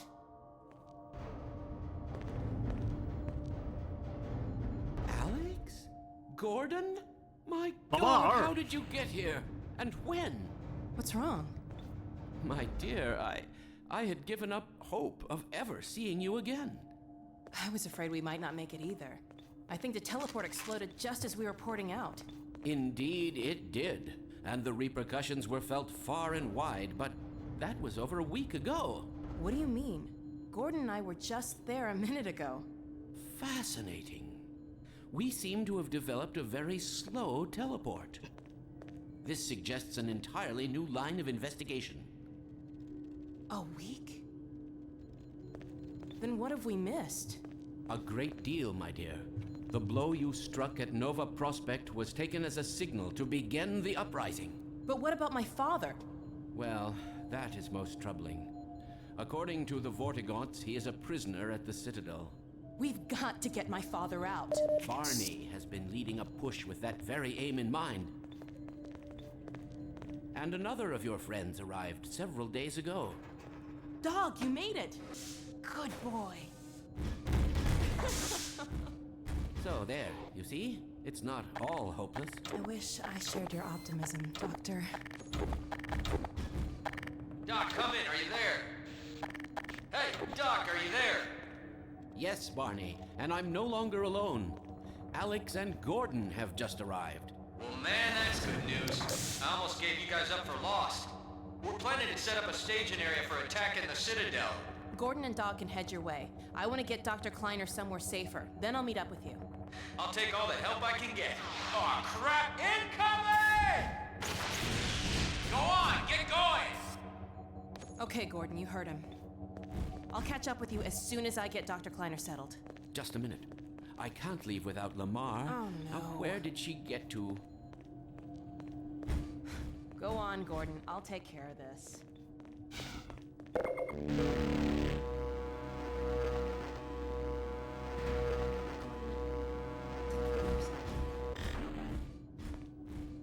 Dr. Kleiner, there's really no time. No, she's around here someplace. We did. Find you another pet head crab. There are plenty to go around. There's only one Heady. We did have a look at all this stuff last time. We've got a photo here of a bunch of scientists from the Black Mesa. I guess that one's green. Go on. It looks like G-Man Find there. Barney. Lamar! All these papers and all that. Diagrams on the teleporter. Find more watermelon for Lamar. Come out, Lamar. Yes, Gordon. Some other things. Please, do go on. Lamar is extremely wary of your crowbar. Go on. Other papers. Find Barney. Looks like head crab diagrams. Yeah. Okay. Go yeah. on, Gordon. Yes. Okay. I think we'll save it there. We'll continue with this next time. That's that was a lot of action. So, let's have a break for the moment. So yeah, I like the visual updates they've made. As minor as they are in some cases, and combining the episode 1 and 2 together has been good. But yeah, there certainly is some patching to fix some issues here and there. That portal in Nova Prospect is the biggest one I've come across so far. I think also the handling for the buggy and the train on the bridge when you're racing against it. The timing's off on that. Anything else? Don't really know. Hard to tell. There might have been some other small tweaks to how NPCs or enemies act and so on. But I haven't seen anything terribly major. So, yeah. Anyway, well, thank you very much for joining, and hope you join me again next time.